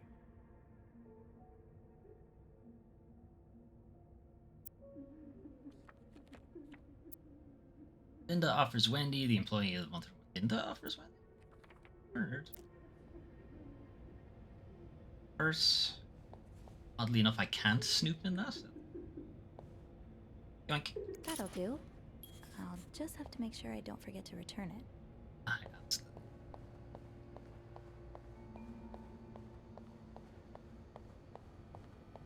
Right, the master key only unlocks the guests' rooms. I'll have to get my keys later. At least I can get into 509 now. I'm definitely gonna forget now, though. Hey, you. Oh, hey, Beth. On break already? Sadly, no. I have an express delivery to make to the 6th floor. Isn't that Jacques or Andrew's job? Well, they're both busy, so... What about you? I thought you'd be in 509. I'm heading up now. I just had to grab Linda's master key before I could continue our investigation. Oh, I see. Well, this has been quite the day so far, hasn't it? I can't remember the last time work was this interesting. Yeah, that's definitely one way to put it. You're not the one being stalked, That's Beth. not all, though. I was looking for my keys, and I heard someone crying in the bathroom. Well, it's not a day at the Clarington if someone hasn't broken down in tears. That's a great Who is workplace it? you've got. It's Wendy. She's pretty upset. Oh, any idea what happened? I think Linda got to Jacques' head, and Wendy hit back by writing hypocrite bitch on her door. Of course she did. It's been a long time coming. Linda's been treating her like her personal punching bag as of late. Done that, the end is being too harsh. I don't want to get involved. Bernard hears about this. Bernard's already on his last nerve today. If he catches wind of more drama between Linda and Wendy, the stress might kill Oh, him. that's not what I meant. And I can only hope I'll have a front row seat when that happens. I don't know the first thing about running a hotel, but the amount of pressure he must be under, Okay. I don't think any good would come from adding. He's under the pressure because he gets paid the best. I guess not. You know, I don't know how you do it, Sophie. Maybe it's because my empathy only goes so far, but I admire that you're able to feel for just about anyone. Well, it's the perks of being a people pleaser.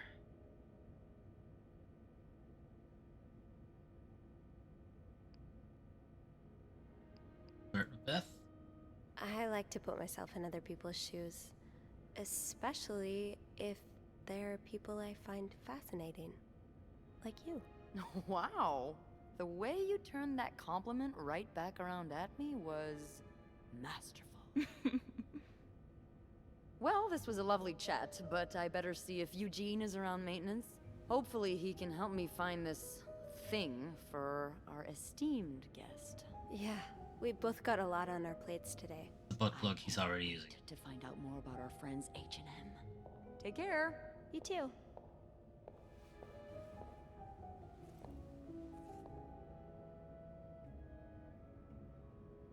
I think. Oh well. We could possibly have snooped on Beth.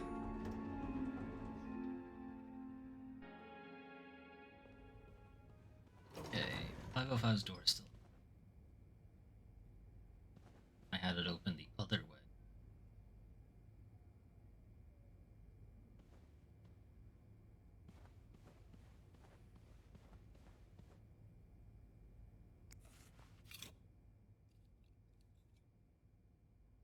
From Pittipot's Sugar Frosted Pops.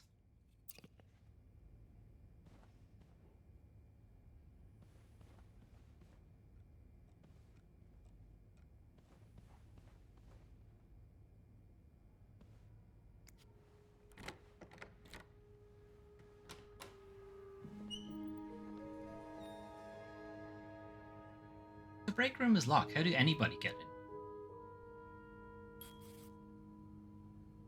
My first step should be to tidy up a bit. Searching a clean room is easier than searching a messy one. Plan for. Okay.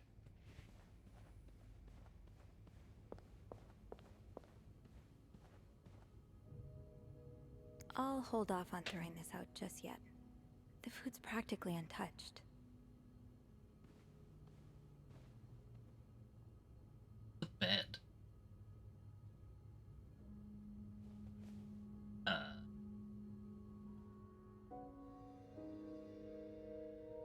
Okay. On the couch.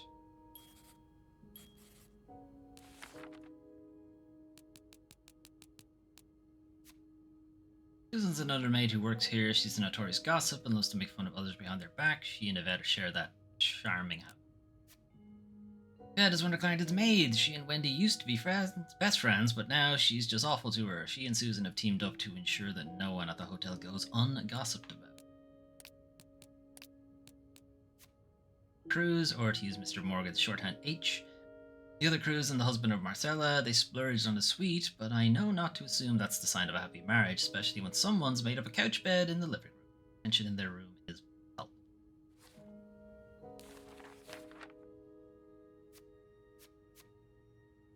Goodness, Linda keeps a master key in the locker room in case any of us ever misplaces our own set. I can now unlock 509. Hopefully I'll find some answers in there.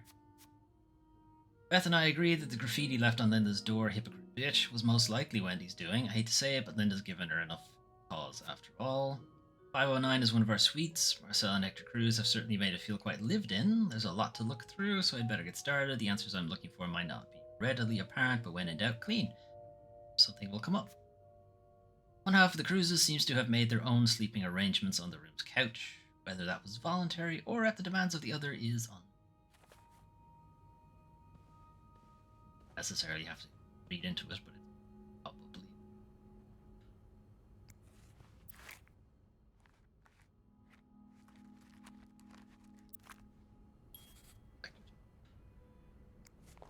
Wow, you look like a couple out of a magazine.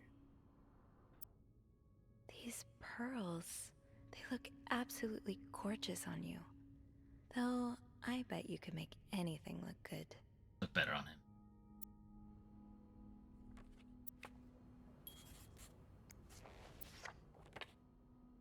Got married on Valentine's Day? Oh, that's a mistake. Okay. Someone's been sleeping here. I should leave it as it is. Would it be mean to, like, make the bed of a makeshift couch bed? Is that too much?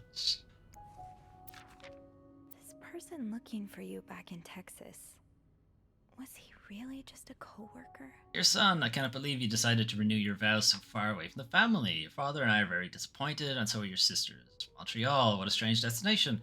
Not be surprised if this was another one of your wife's ideas. I met Luciana in town yesterday. She has 5 children, 3 boys, 2 girls, and is pregnant with her 6th. Juan has just bought them that nice house on the corner of Prado and Ramos. Imagine if you had married her like you were supposed to. Wow, supposed to. Would have your own family by now. Yeah, 6 kids. Fuck off. Yesterday, I also drove by your home to get the mail. As I was leaving, I met a man who was looking for you. I think he is one of your colleagues from work. I'm not sure. Told him you were in Montreal and be back next week. Why'd you do that? When do you come back exactly? Hope you can be there for your uncle's birthday on Friday. Make your favorite cake. Mummy.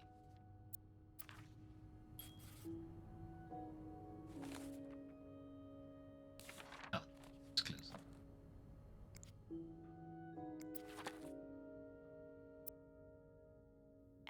SW. Looks like you had a few appointments with him, Mr. Cruz. Or her. January.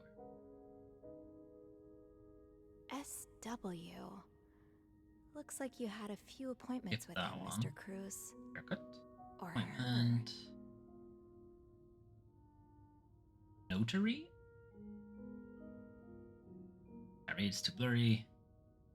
Arrive in Montreal. Anniversary. Yes.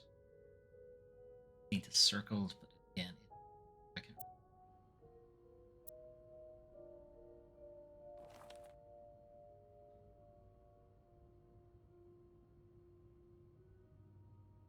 Two rose petals on bed. Return trip.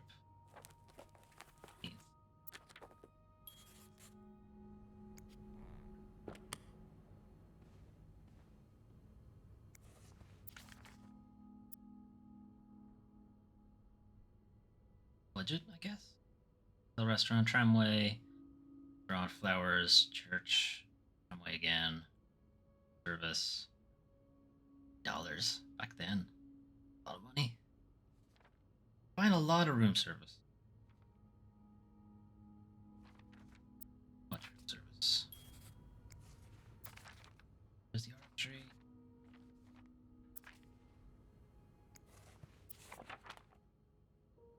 Dark and gay Montreal.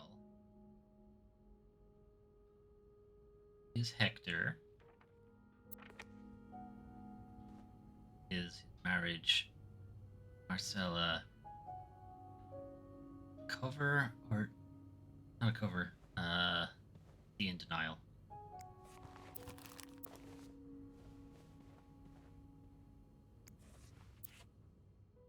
Cruise insurance.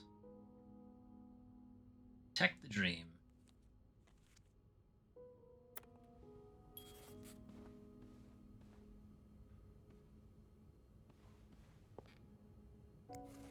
More work for poor Rebecca. Hang in there, Reb. You serviced, 1 tuxedo, 1 pair of pants, 2 shirts, 1 tie.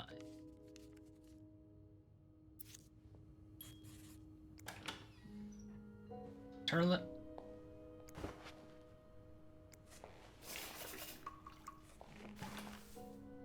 Doesn't need to be changed.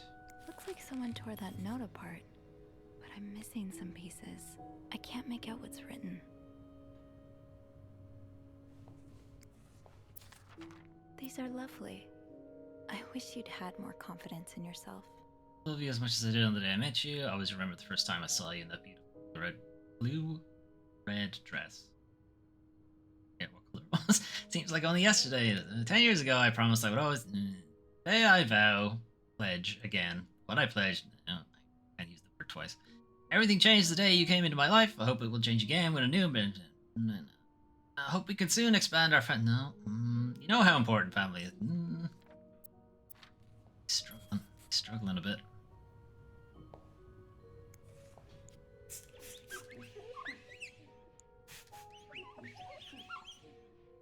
And sneezed on this mirror.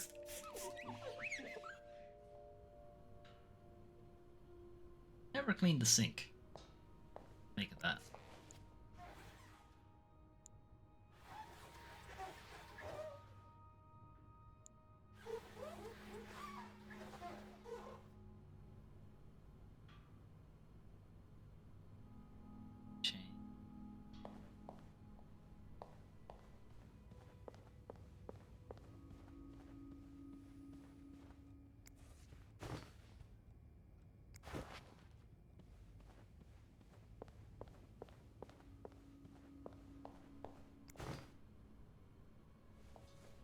Maybe I'll find more of those torn paper pieces if I keep cleaning the room.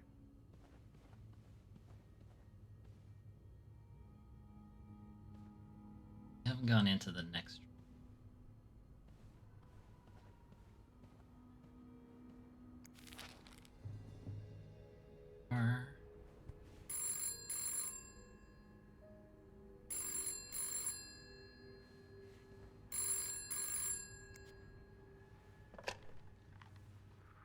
Hello?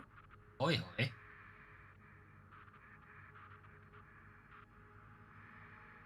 Hello? Beth? Is that you?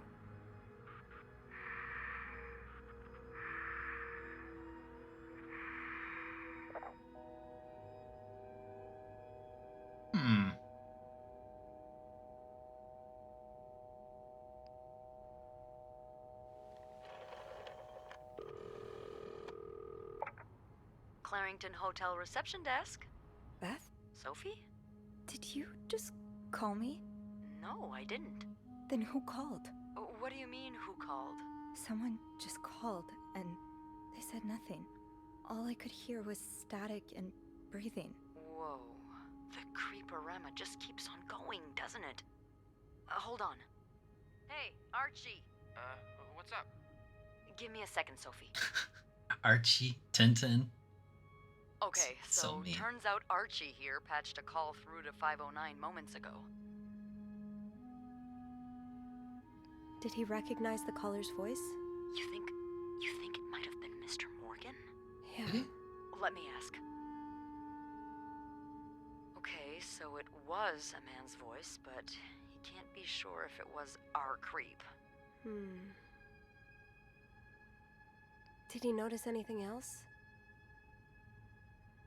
He says he heard a faint bell in the background. It sounded like the elevator's bell. So Good. he assumed the caller was one of our clients. You didn't see Mr. Morgan come back to the hotel, did you? No.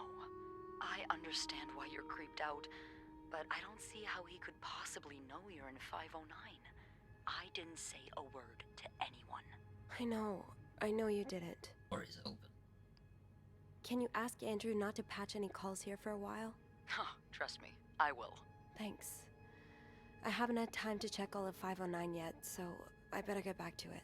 Oh, before you go, I have some more info for you. I was going over the details of our little mystery when I remembered something. About this morning. What is it? I saw Mrs. Cruz rush out of the hotel, all by her lonesome, not too long after Mr. Morgan knocked over that vase in the lobby. Really? Do you know what time it was exactly? I think Mr. Morgan left around 10, so I'm guessing between then and 10:05. What? I remember hearing a loud noise on the 5th floor right around that time. Like a door slamming really hard. Do you think it was her? Maybe. Did you notice anything weird about her? You mean, other than the fact that she was walking straight into a snowstorm? Yeah? Well, I've only ever seen her with her husband. It seemed unusual that she'd be Are we about to walk into a murder scene? Now that I think about it, maybe she was sneaking out.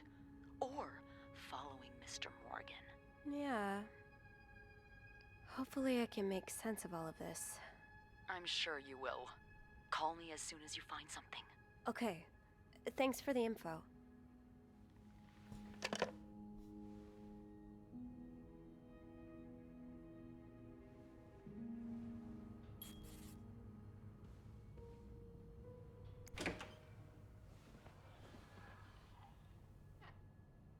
Don't be dead. Dead. Dead.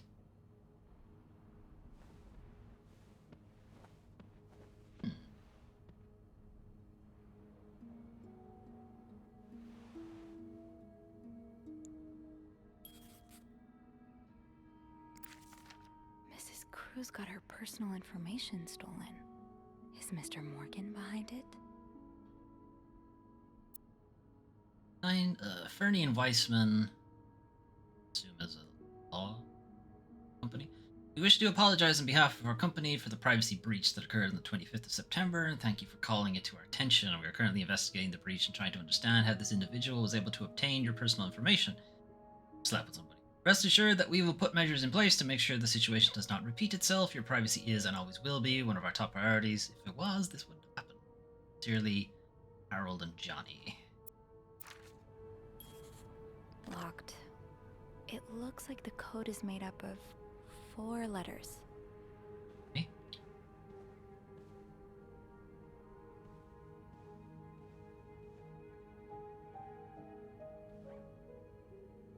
All this. Candles.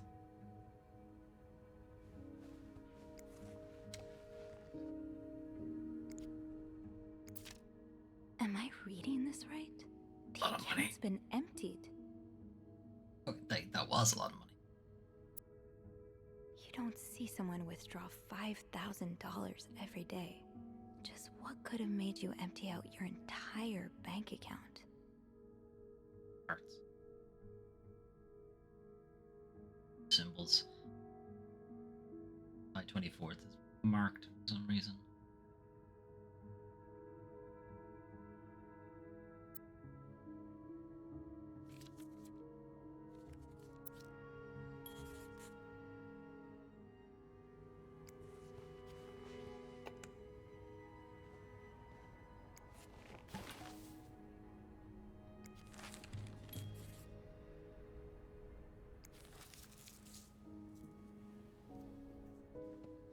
Please. Hey, wait, I have more stuff to check. Right.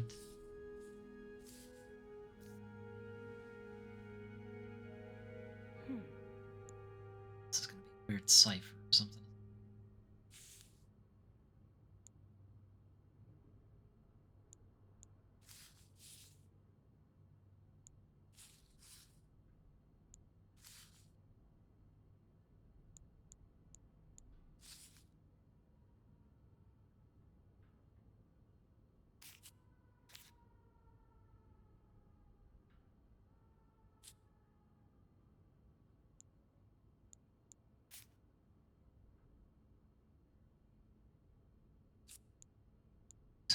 Let me move these.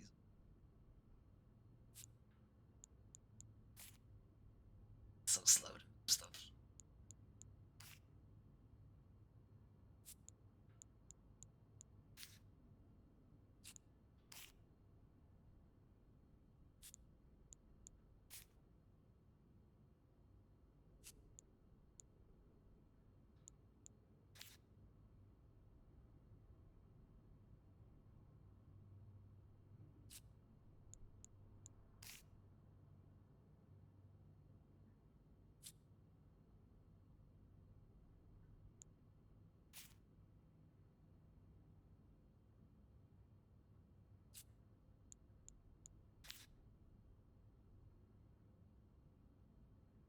Here, mate. Side.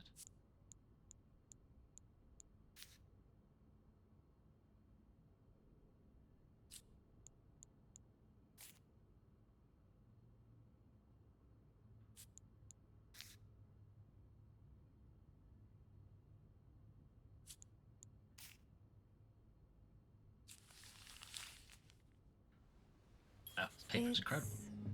some kind of code. Could I break it?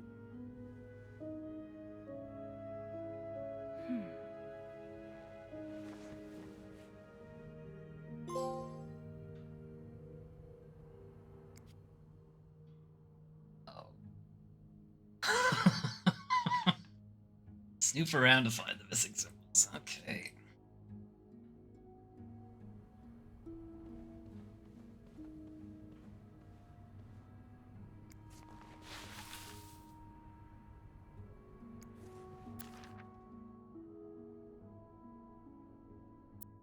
Oh, these symbols match some of the ones on the torn message.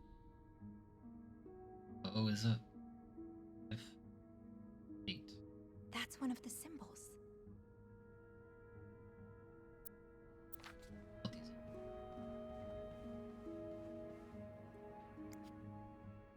Oh, they do it anyway.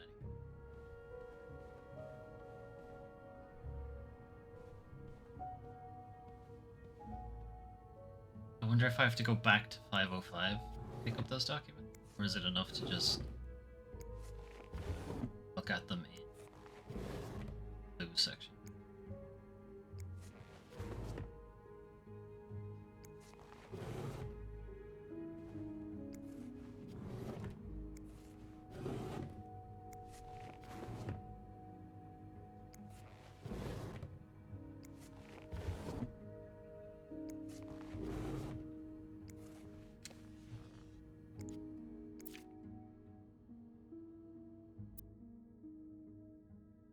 Aha! I'll have to remember these.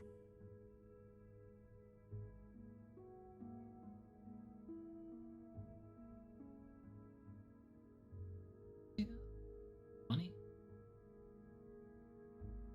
Yeah. You don't see someone withdraw $5,000 every day.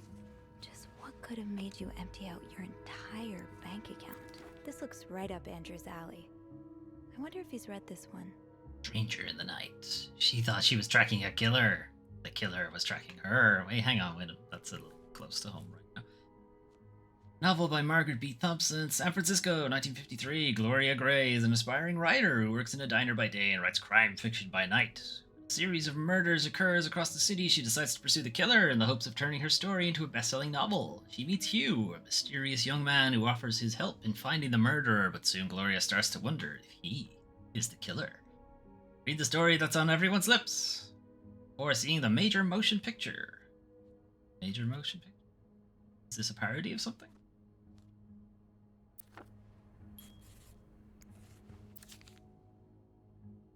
Pills provide birth control.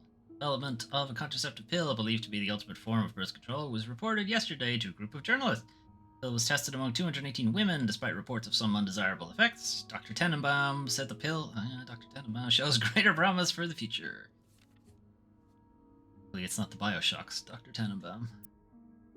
Yes, these are part of the same set. I think I can use this.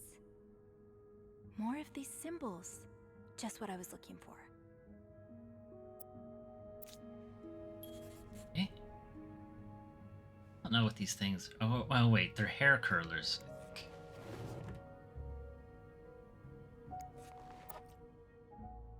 Disinfectant. Okay. You have that in your bedside table. Weird. Yeah, I think these are hair curlers.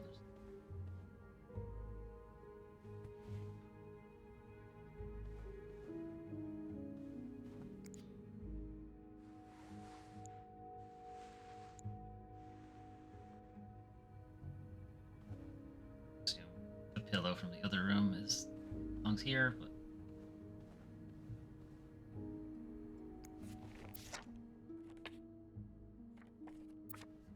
that.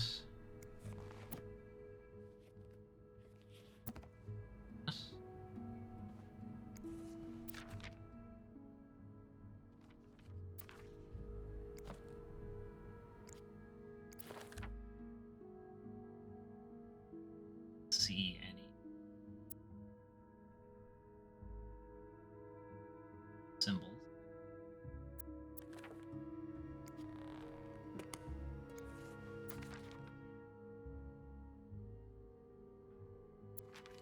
On that.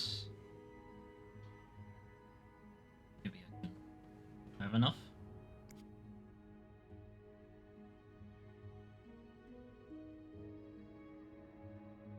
Don't know what 4 is.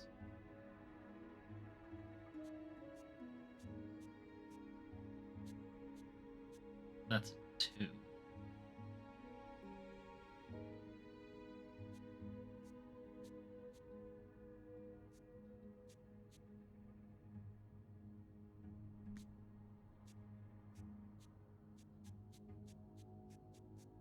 I changed that.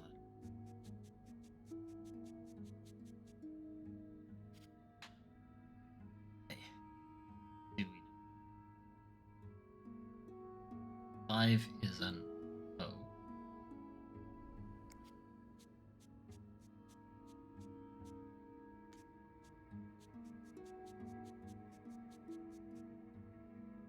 Okay. Tilde is a T.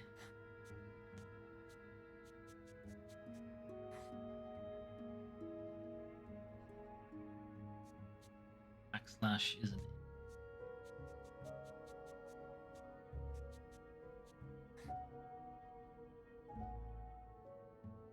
A. W.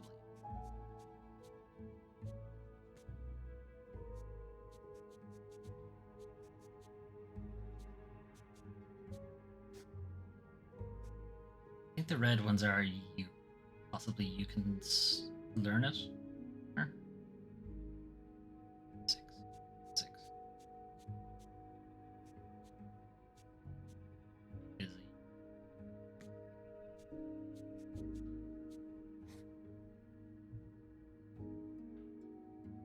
Slash is an S. Don't know where I am. Where am I? There I am.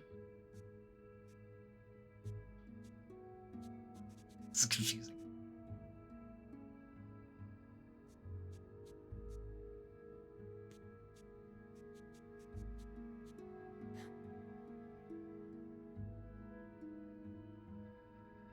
Don't have a 3. I have a plus. Unless something we do. Something that looks like a W.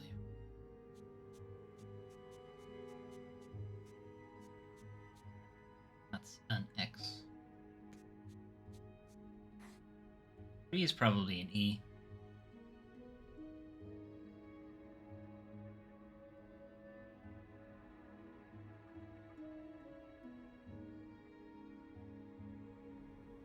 I should keep an eye out for those symbols.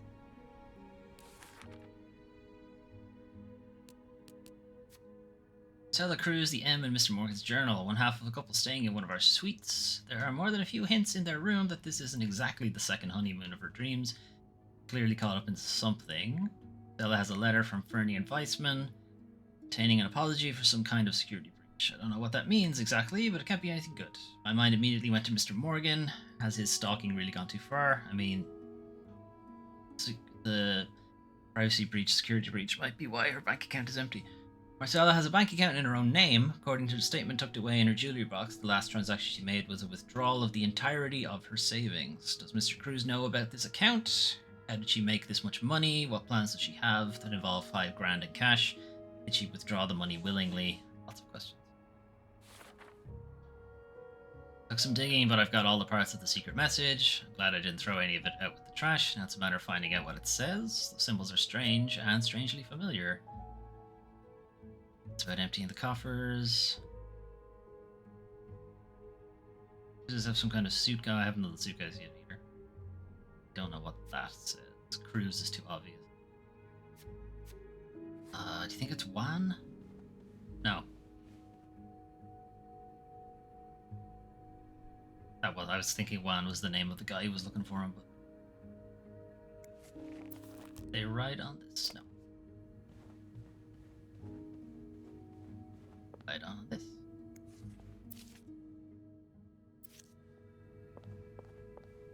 Can I go back to 505 and look at that stuff?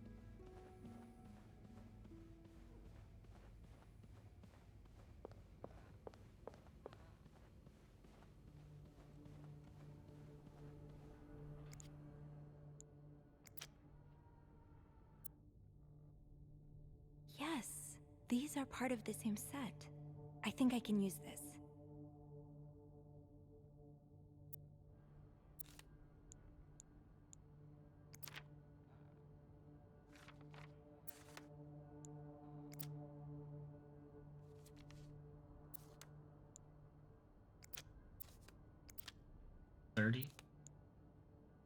That's what that. More of these symbols. Just what I was looking for.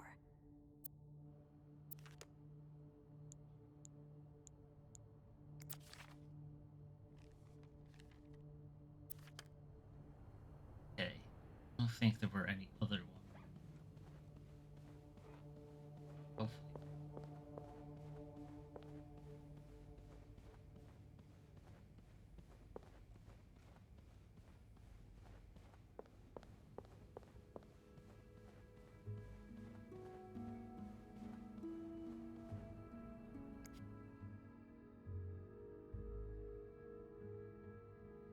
Or is an I.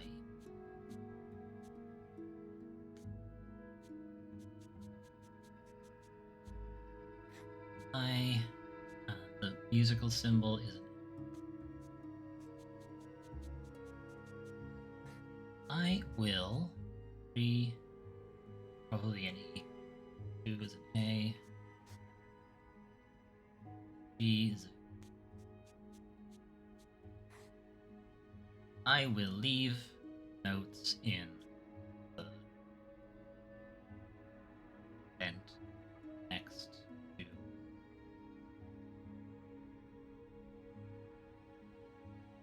room.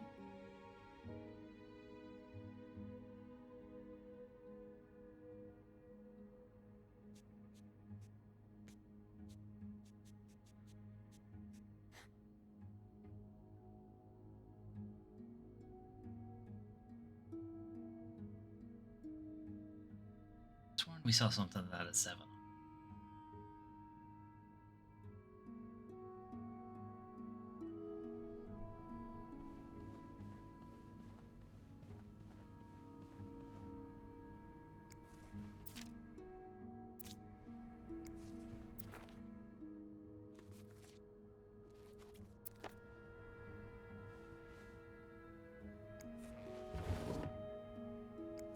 Yes, I sworn there was something that had a 7 symbol.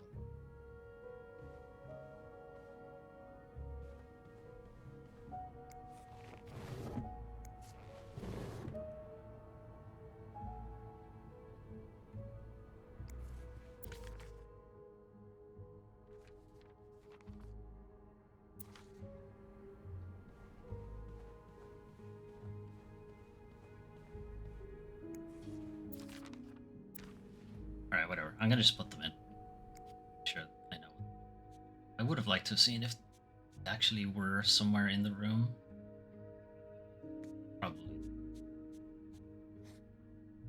What's in the vent next to?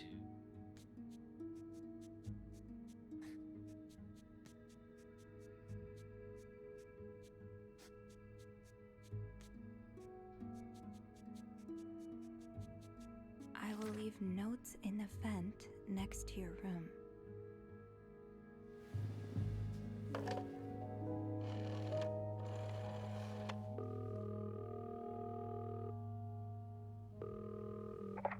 Clarington Hotel reception desk, Beth speaking.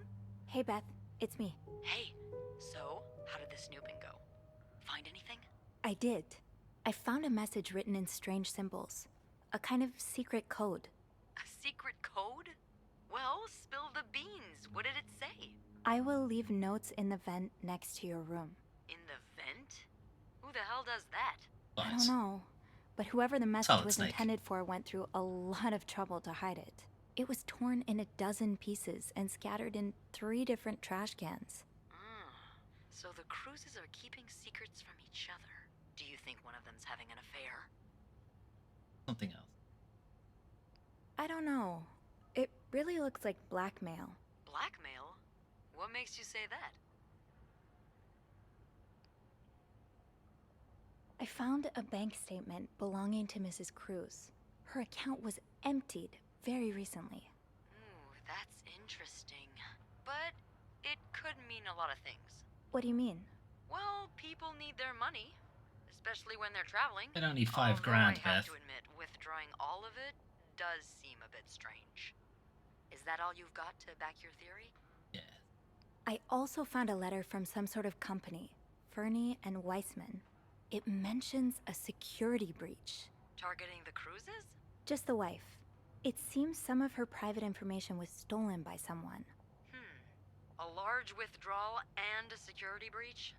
That can't be a coincidence. That's what I'm Maybe they saying. got something on Mrs. Cruz.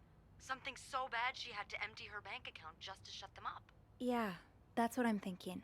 I see it, yeah. It could be blackmail for sure. Do you think Mr. Morgan's the blackmailer?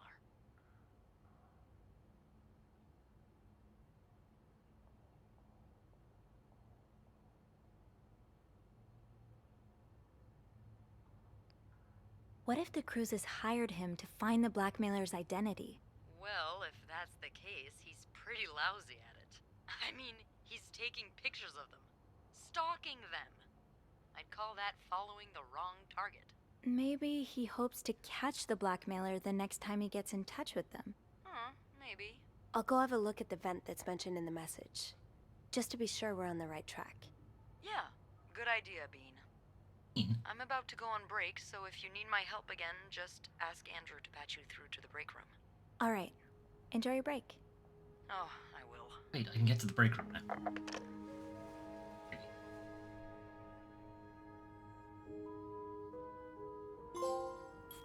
I will leave notes in the vent next to your room. But which vent? Didn't open the suit. Locked. It looks like the code is made up of 4 letters. Not gonna let me guess it. I have to find it.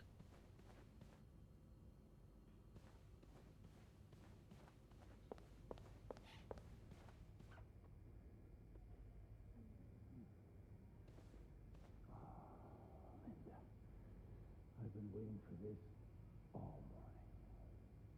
Me too. Mm-hmm. But Wendy,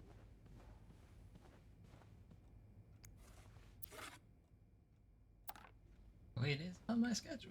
happened to go to the women's locker room? Looks like plaster for the renovations. Better not play with it.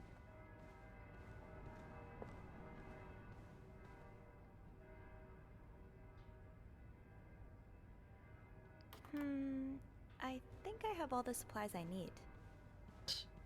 Next to your.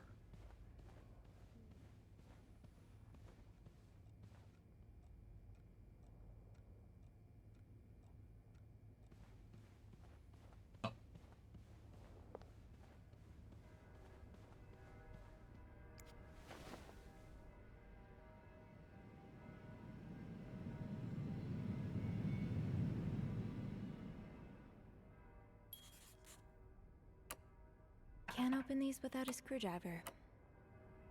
I might be able to find a screwdriver in the janitor's closet. Try to go in there. You wouldn't let me in.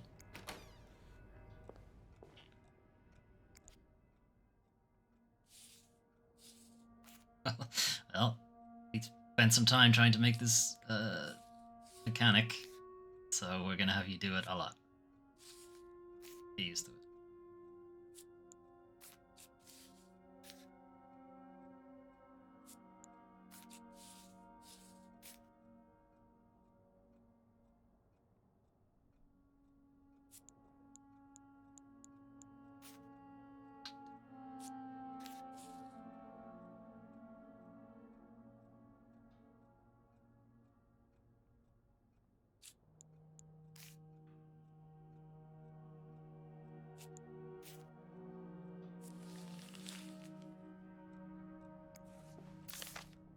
Highest priority, huh?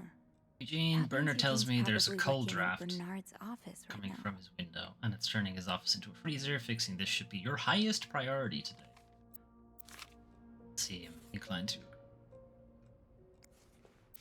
Huh, this must be Eugene with his daughter. He looks like a caring father.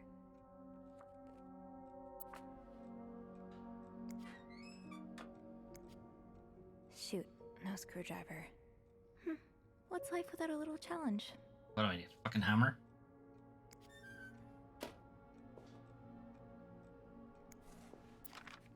Oh, Eugene. Eugene, I had no idea. friend of mine has heard from her hairdresser, who's heard from her sister-in-law, who works as a secretary to the mayor, that the city plans on building a new mental hospital right next to the Clarendon. Imagine Denise could get the care she needs while staying close to home. Almost too good to be true. I don't dare get my hopes up, but still, I'll keep my ear to the ground and keep you posted as soon as I have more news. Warm wishes. Daughter is in care. Shop owners against new mental hospital. A group of downtown Montreal businessmen and shop owners met with Mayor Sarto Fournier last week to air their grievances concerning the city's recent decision to allow construction of a new mental hospital on Dorchester Boulevard. Tim Weston, manager of Weston's department store, says he and his group will fight tooth and nail to prevent the hospital's construction. Our customers feel safe to come downtown for their shopping needs, knowing there are lunatics next door. I mean, lunatics in the department store as well. The hospital would be the first of its kind in Montreal. Patients would be free to come and go as they please. Dr. David Blunt, the young psychiatrist behind the initiative, believes that allowing patients to maintain a connection with the outside world will facilitate their full return to society once their treatment is over. I'm trying to agree. Sounds like Eugene asked Bernard to stop opposing the construction of the new psychiatric hospital. And Bernard was Bernard. Jean, I was unaware of your daughter's condition. I can only imagine how difficult this must be for you and your wife, but do not worry. You only have to look at my brother to see how rotten apples grow even in the best of families. As for your request, I'm afraid I am unable to grant it. Mr. Weston is both a good friend of mine and a benefactor of the Clarendon, so it would be inappropriate for me to oppose him. Also, considering his great influence in the city, I have no doubt he will manage to prevent the hospital's construction no matter what. For understanding. Thanks, boss. Wait, Sophie, you don't need these. Be careful. It's a slippery slope towards becoming a hoarder. Just let me collect everything.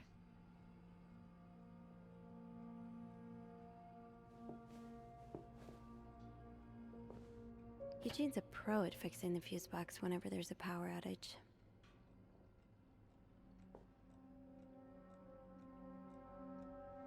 Stuff. Can't really see without the door getting away. Eugene must be down in Bernard's office. I should go ask him for a screwdriver. Oh.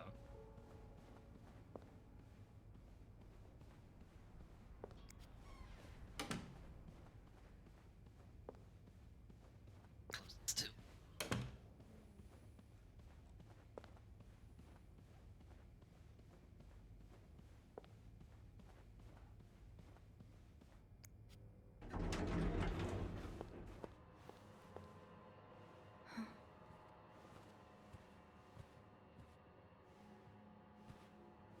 Hey, Bernard. Wipe your dick off in the curtains. For that. It's, Miss Belivet, isn't it? What? Oh, No. Roy. Oh, right. You're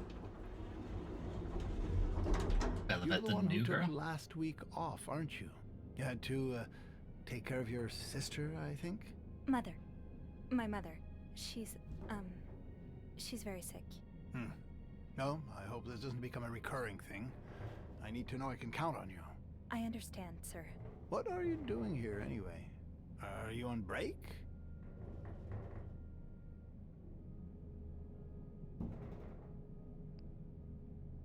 A screwdriver? No. I'm just getting a screwdriver. A screwdriver? What for? Loose vent. Well, that sounds like a job for Eugene, doesn't it? Yes. You're right. Then leave the repairs to him. Okay. I will.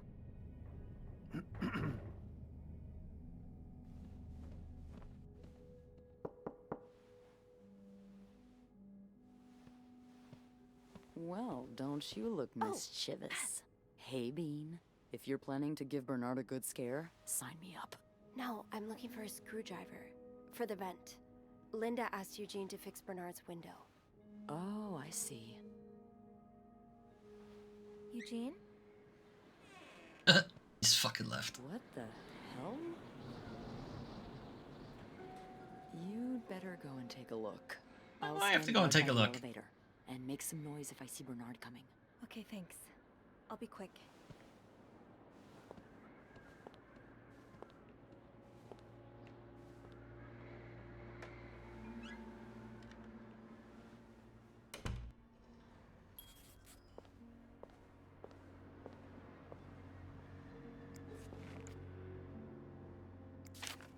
Opposing something that could help so many people just because it's close to your hotel? This is ridiculous. Dear Mr. Weston, I would like to thank you again for agreeing to this partnership between the Clarendon Hotel and Weston's department store. Thanks to your generous help, renovations are well underway and the hotel has never looked better. You should come visit soon. On another note, it has come to my attention that you have formed a group of local businessmen to oppose the construction of the new mental hospital. After working so hard to elevate the Clarendon standards, I cannot allow a band of cuckoos to move in my backyard. Should you accept, it would be an honor and a privilege to join your fight. Sincerely, Bernard. Handwritten by Eugene. Enjoy the cold, you cold-hearted prick. So, I take it the open window was not an accident. Can't say I blame you, Eugene.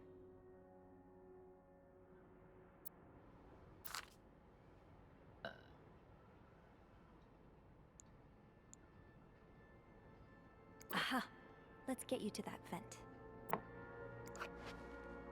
Did I leave it there?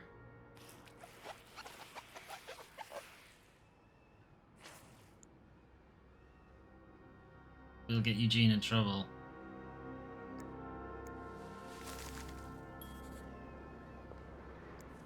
With this blizzard, Bernard's office will be a skating rink by the end of the day. Best to avoid that.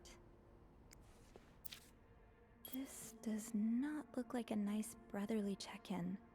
I had no idea things were this bad between Bernard and Raymond.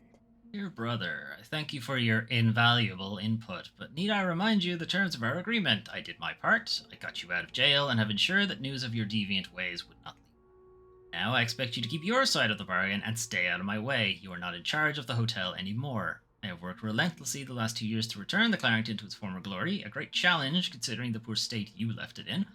Glad father never got to see how you so shamelessly destroyed his great legacy. As for me, I will be dead too before I listen to a single word from you.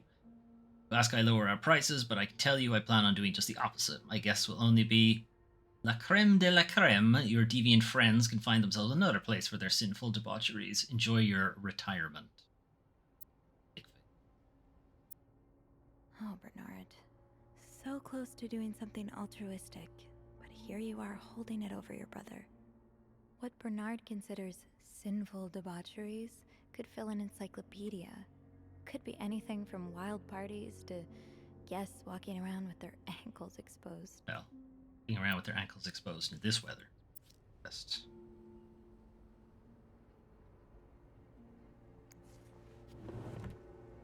Oops.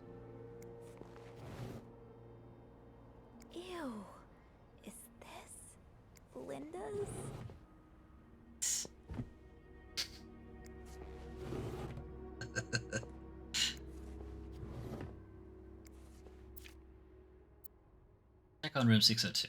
Done. Ask Eugene to fix radiator. Done. Call Weston's office. Done. Apologize to Mr. and Mrs. Drake for Valentine's Ball mishap. Done. Speak with contractor about cost overruns. Done. Call Weston's office again. Decide winner for employee of the month. Me. Done. Decision made.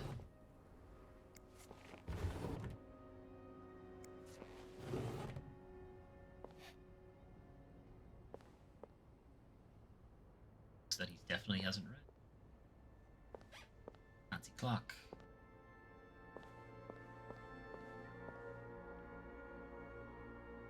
Time to see what secrets that vent is holding. Kinda wish I worked here when Raymond was in charge. Sounds like the hotel was very different back then. Clarington Hotel changes hands. Raymond Leduc retired yesterday after more than 20 years at the helm of the Clarington Hotel, located in downtown Montreal. Founded by Leduc's father, Fernand, in 1921, the hotel was one of Montreal's most respected establishments until the Great Depression and Fernand Leduc's death in 1929. Ever since, guests have noticed a drop in the hotel's standards. My wife and I used to stay at Clarington every year for our anniversary, said Mr. Grayson, who first visited the hotel in 25. We've stopped coming 2 or 3 years ago because of all the unsavory characters hanging around. My wife was quite afraid. By Raymond Leduc's retirement, the establishment will remain in the Leduc family. His brother Bernard is taking over the reins after many years as the hotel's concierge. Interviewed in the lobby, Mr. Leduc promised great changes would come for Clarington. Well, just look at these distinguished gentlemen. And a young Bernard. And Bernard was also there.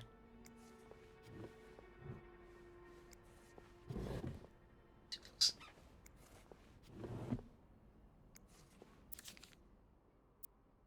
Mr. Leduc, my employer, has made the following requests. To avoid unwanted attention, his identity should remain secret to both guests and staff. Temperature in room 602 should be kept at exactly 22 degrees centigrade Celsius. Dogs should be fed the very best roast beef.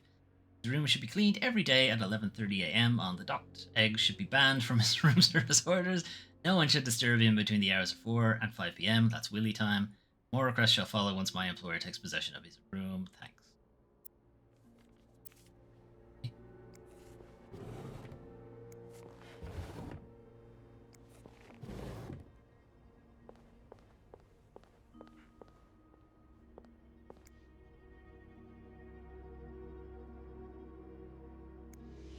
Surely your break is over by now.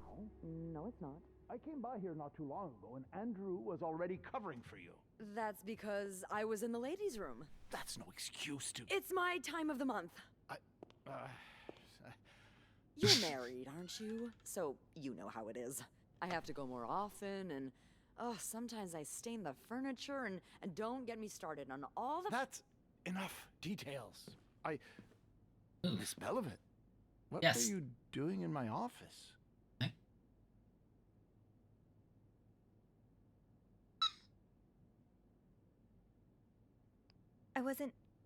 I was simply closing the door. Someone left it ajar. Huh. Must have been Eugene. Well, don't you have work to do? Yes, sir. Then get to it. Mr. Drake has asked to see you. Again? God, he just can't get enough of me, can he? Just indulge him. Apologize one more time for Friday's mishap. Do whatever needs to be done. We cannot afford to lose such loyal guests. Why haven't I left yet? Fine.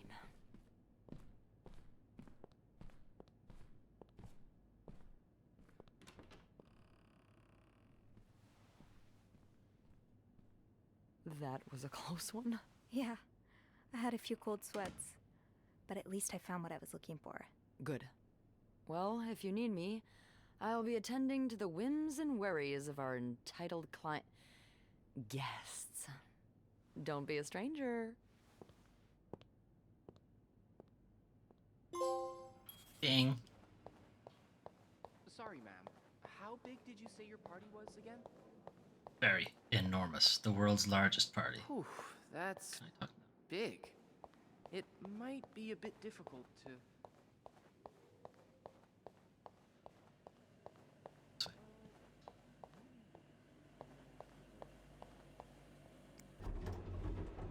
gonna let me go to the break room yet, or? Okay. Gotta remember to give this fucking keys back.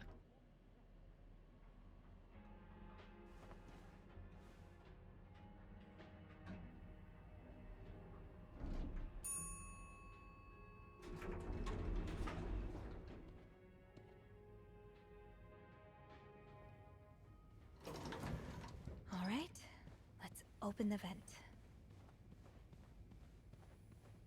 If Bernard's gone.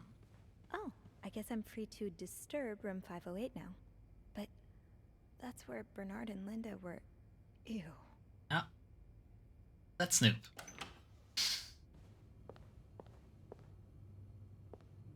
It's tissues.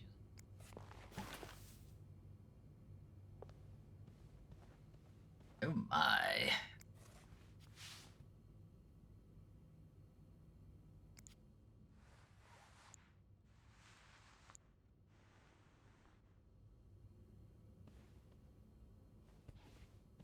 I'm just gonna dispose of the negligee.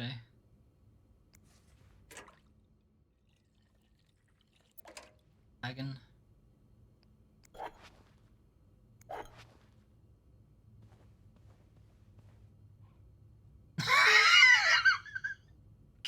God damn it. Goodness.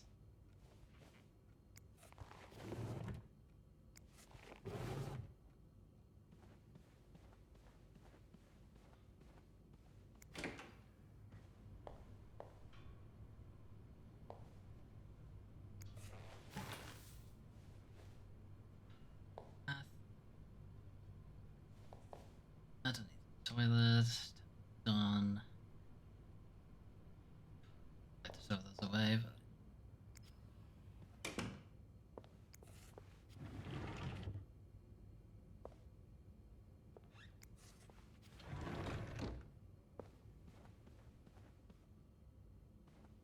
Good otherwise.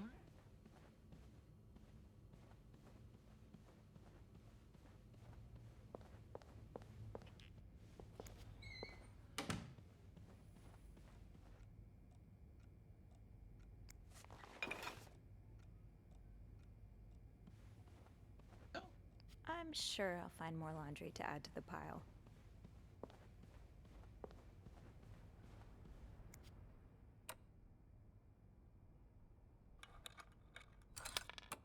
See Lucy.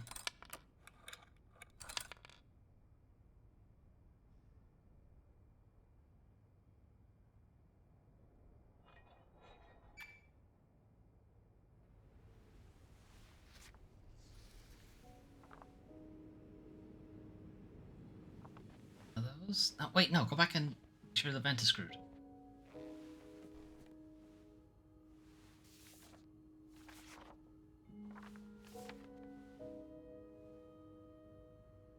Do it for me, or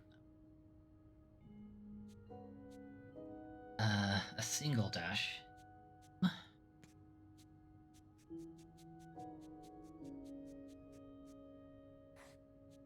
E was an E.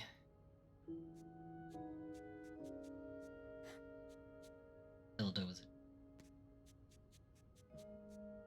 eat me. Nice.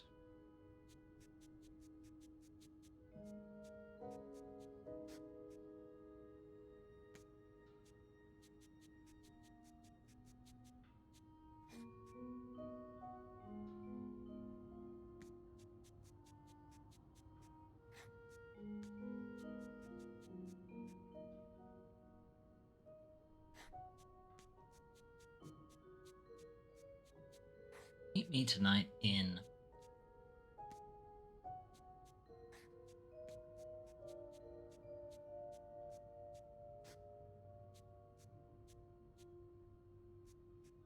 Bracket. C.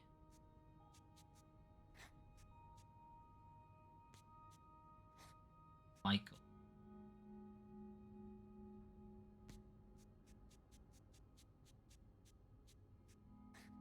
Paul.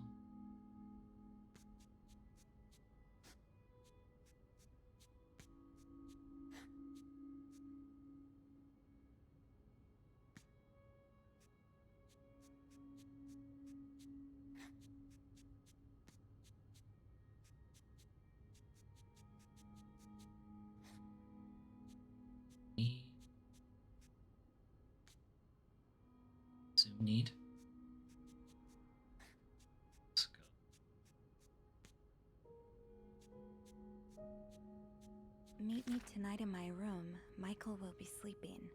We need to discuss our plan.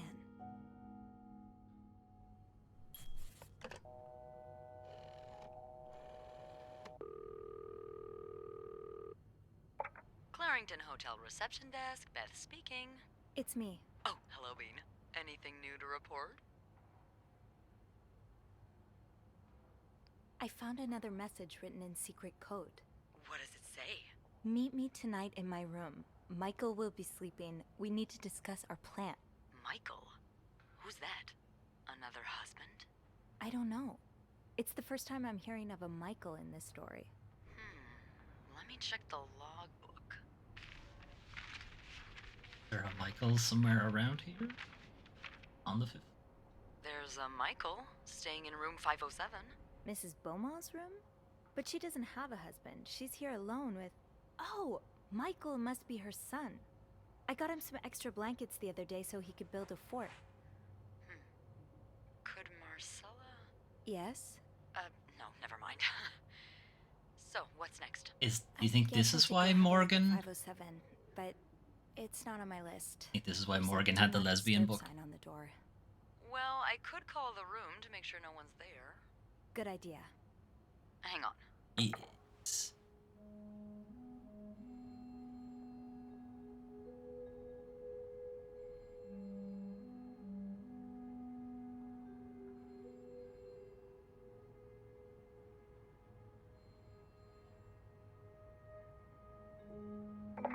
You've got Like the it. all clear, Bean. Head on over. Thanks, Beth. I'll call you back. Where are you getting Bean from?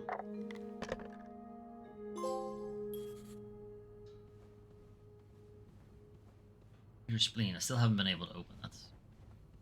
Looks like I'm headed to room 507. I don't remember closing it. Or rather, I don't need it. Outside, like. Expect they'd bother with doing a traffic animation. Pretty bare bones, but still, I wasn't expecting it.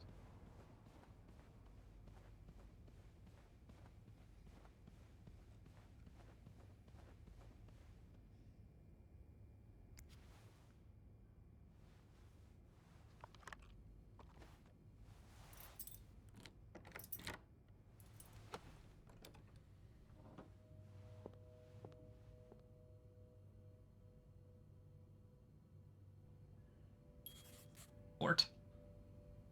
We changed the thing. Oh, it's gone already. I think we just changed that around to clean the room. And they put the wrong one up. Mr. Cruz, huh? Numbers, dates, times. What does it all mean? 1924.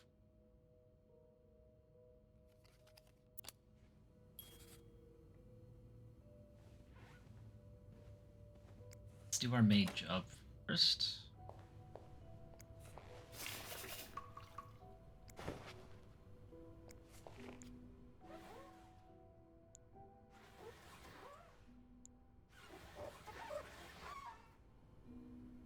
Yep. Toy boat.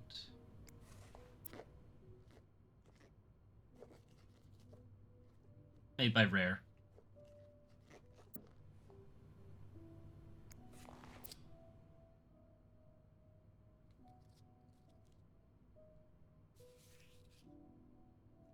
Cat.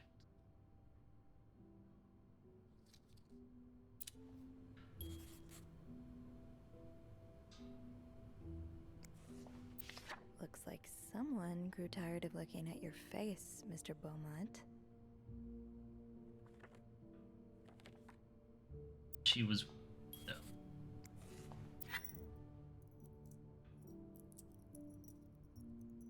Engagement ring. He's all but outright threatening you. Oh, I hope you can stay as far away from him as possible. Met with your damn lawyer. You've got some balls to accuse me of all that. If you were so irreproachable yourself, do you think I don't know where you spend your nights? Worst of all is that you won't let me see my son. You won't even tell me where he is. If you think you have a chance to get custody, you really don't know me well. I won't let you take Michael away from me.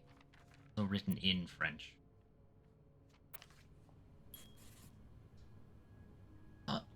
She was a widow. She's a divorcee. Why I don't know why I thought she was.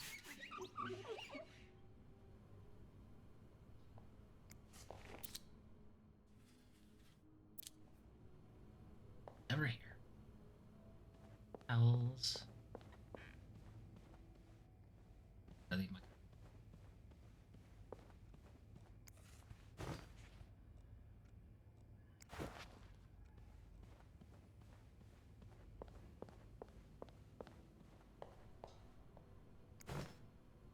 I put the screw.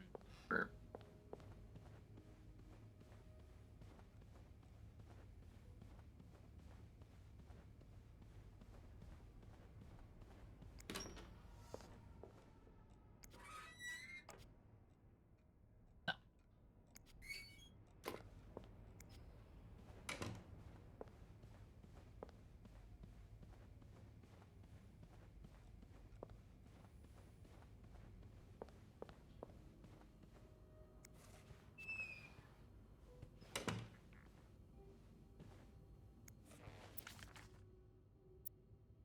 Winds in the leaves that day made a sound that sounded like. Really, Anne? Winds in the leaves that day made the tree whistle of a soft melody that came to my ear. I remember every part of this day, for it was the day. Too many days. I was looking for my cat when I heard the sound of the leaves blowing in the wind like a melody to my ear on the summer. Oh, God. Trying to write somebody poetry.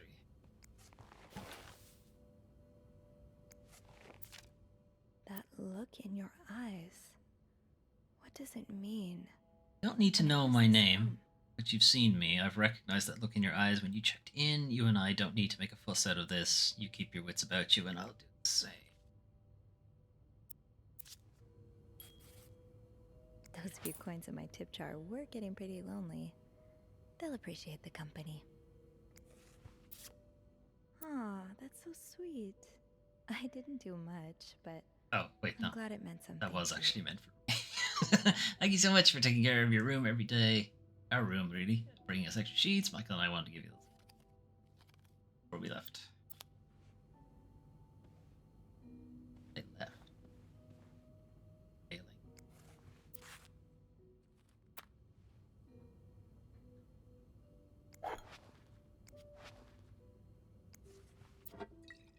Cherry brandy.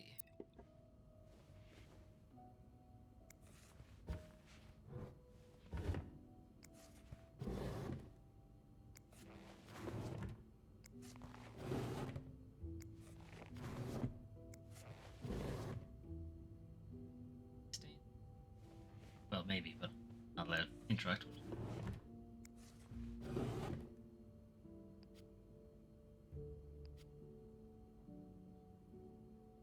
Sure.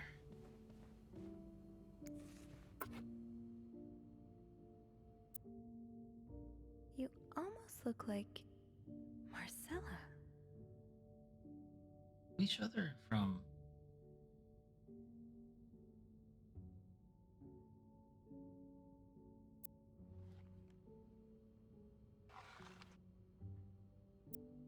Royal College, Montreal.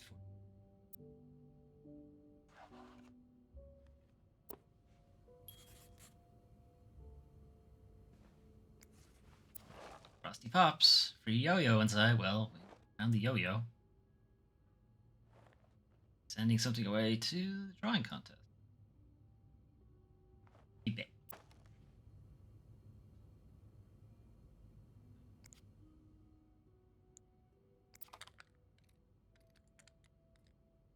Battery out. Battery chamber when not.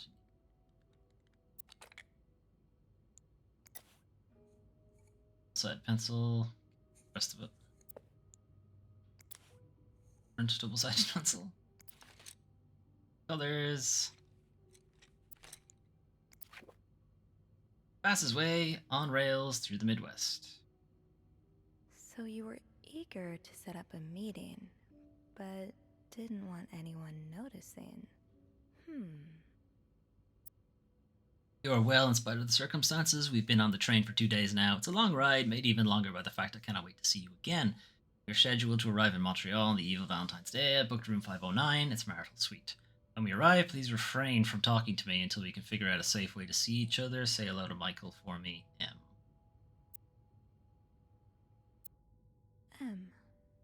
Did Marcella send this?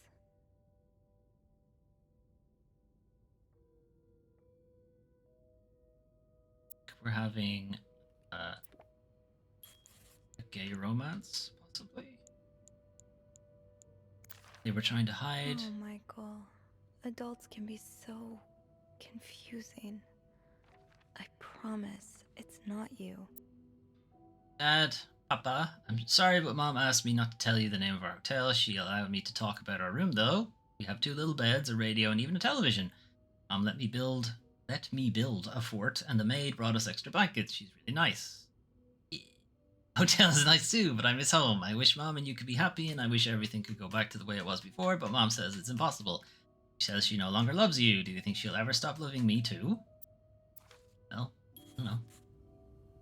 Don't scribble on the walls. Fine.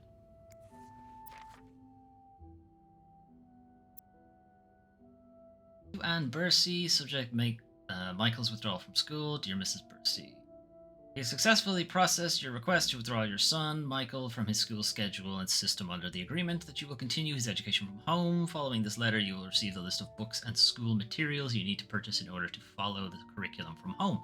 Social worker will be in touch to help you understand our milestones so that your son can benefit from our programs from the comfort of his home. Thank you for thinking of your son's education, Director such and such.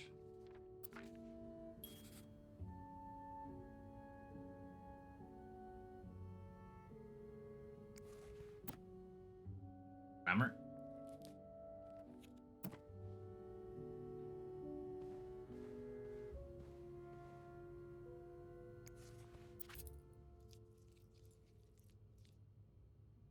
Dog. Okay, where is the dog? Locked. The key has to be around here somewhere. Yes. Might have the key on her. So a husband can abuse his wife and just get away with it? It was legal at the And time. people like Linda still think divorce is wrong? Ugh. Richards and Carter, attorneys at law. I've met with Louis, and he has asked me to give you the enclosed letter. I think I should reiterate that some of your accusations, such as wife abuse, are not grounds for divorce in Quebec. I understand you are hurt, but I do not think antagonizing your husband is very wise at the moment. Do not forget to be in court at 11 a.m. on the 20th. Be on time. Also, a friendly reminder that my fees for January, fuck you, need to be paid before the end of this month. I'm happy to help you out, but I cannot work for boners on this. Clearly, Howie.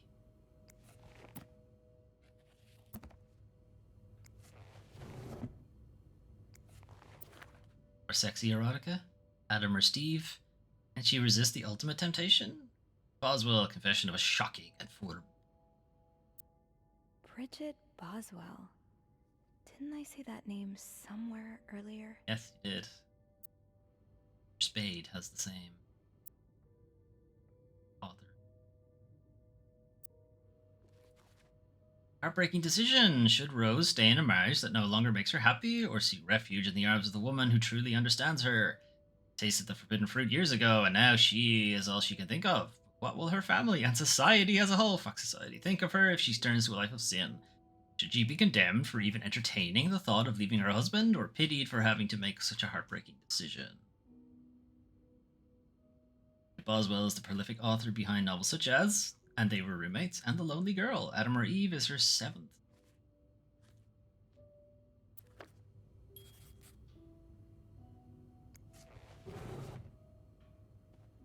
Funny how some games really stand the test of time. I used to play this with Mom all the time. Funny how some games really stand the test of time. I used to play this with Mom all the time. Aha! Keys are Snoop's best friend.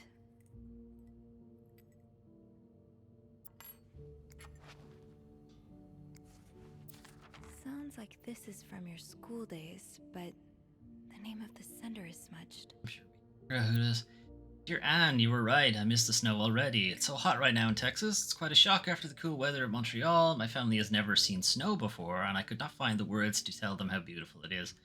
I don't understand what they are missing. I wish I could build my brothers a snowman like the one we built together a few weeks ago. I know it's childish, but I had not had that much fun in years.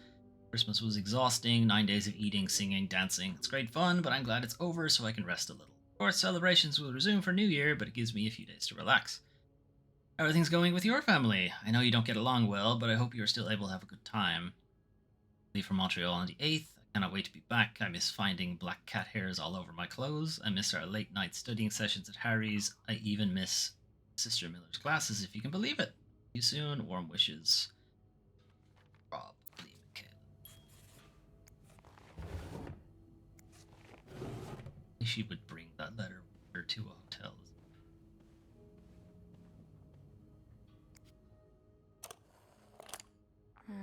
I'll need another key to unlock this. Haven't I seen one just like this somewhere? That key looks so familiar. Why do I associate it with room 505? I don't know, but thanks for saying that, because I wouldn't have remembered it.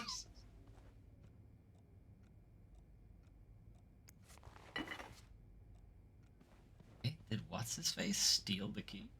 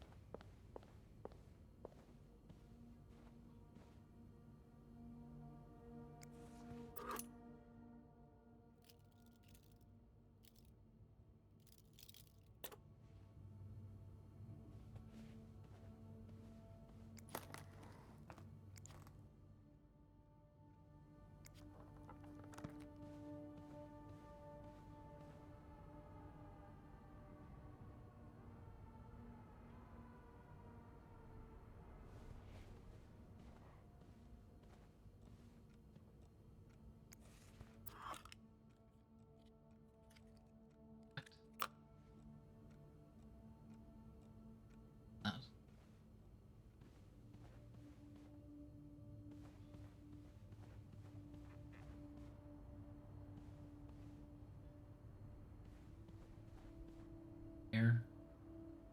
Safe.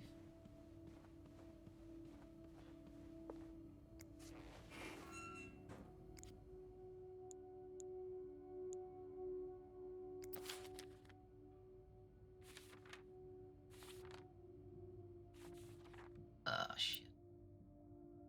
Ah, there you are. With Marcella. God knows where she is.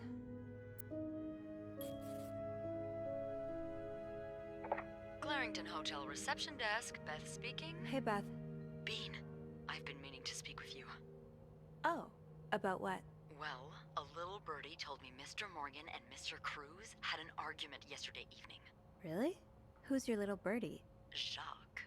Apparently it got so heated he had to get involved. And listen to this. It sounds like I was on the right track, because he heard a particular word thrown around quite a lot. Wanna guess what it is? Cowabunga?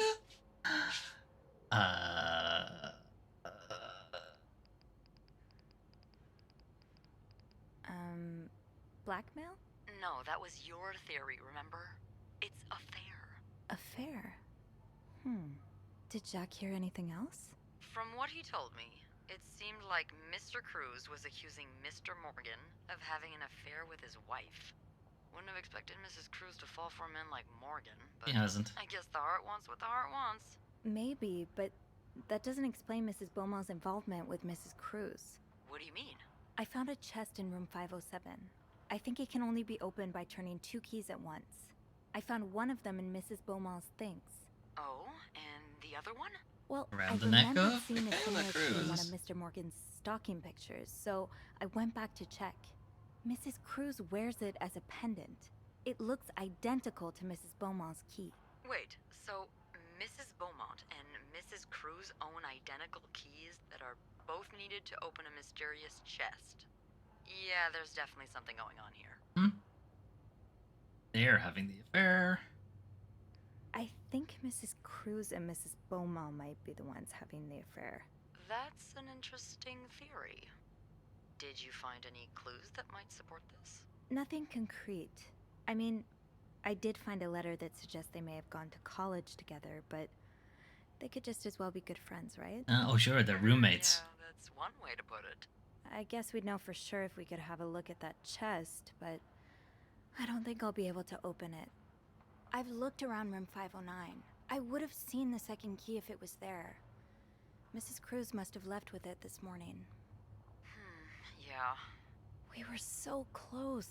I can't believe it all ends here. Well, hold on. I may have an idea. Get me a candle and some plaster, and maybe I can do something about that pesky chest. How? I'll tell you later. We're gonna make Just a find me fake those key. things, and I'll meet you in the basement as soon as I manage to leave my post. All right. Thank you for not giving up. Come on, you know I wouldn't let you down.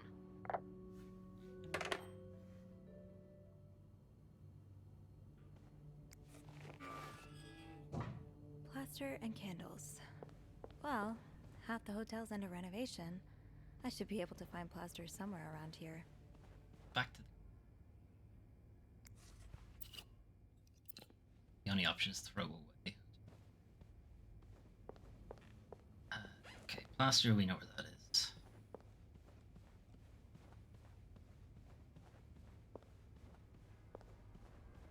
Great. This takes care of half of this little scavenger hunt. As for the candles, doesn't Rebecca keep some in her locker downstairs? I can probably find the rest of what I need in the basement.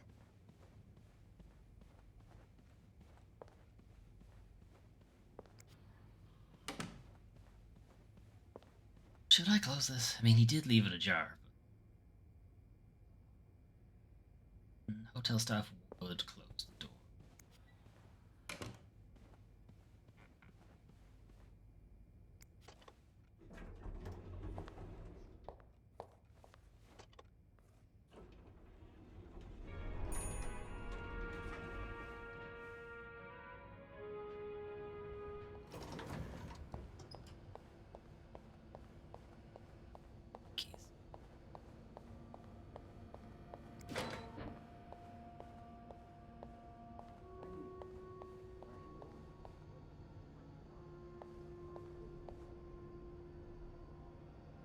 Gotta hold on to these tight.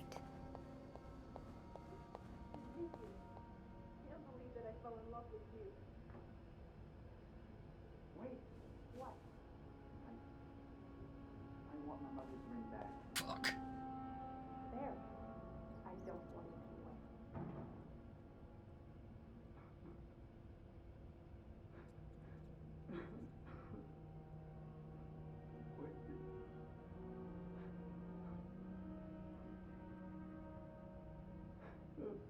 Dumbass, Chuck. Ass.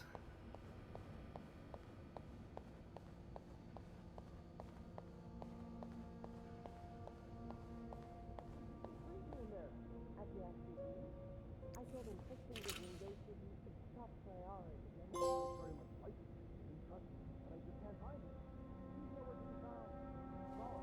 Disappeared. I don't know what on earth is going on. Think I rescued him from being fired? Snowstorm? Or was there something in the coffee? What do you mean?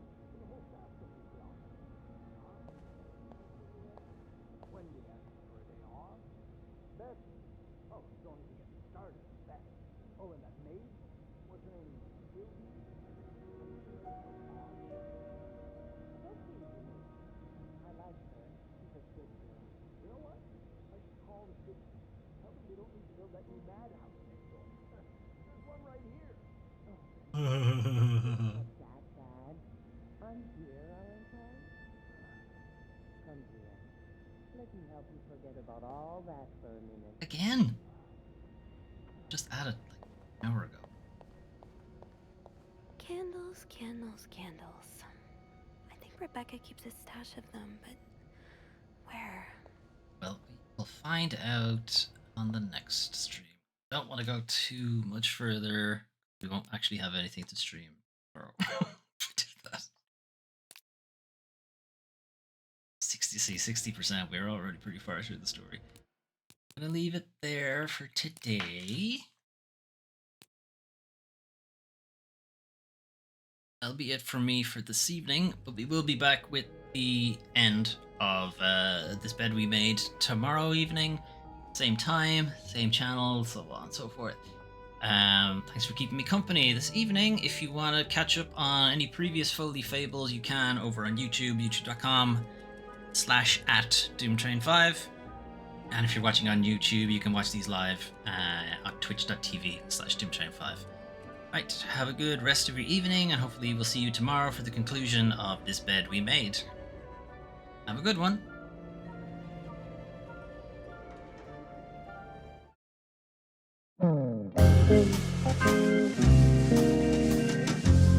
Thank you.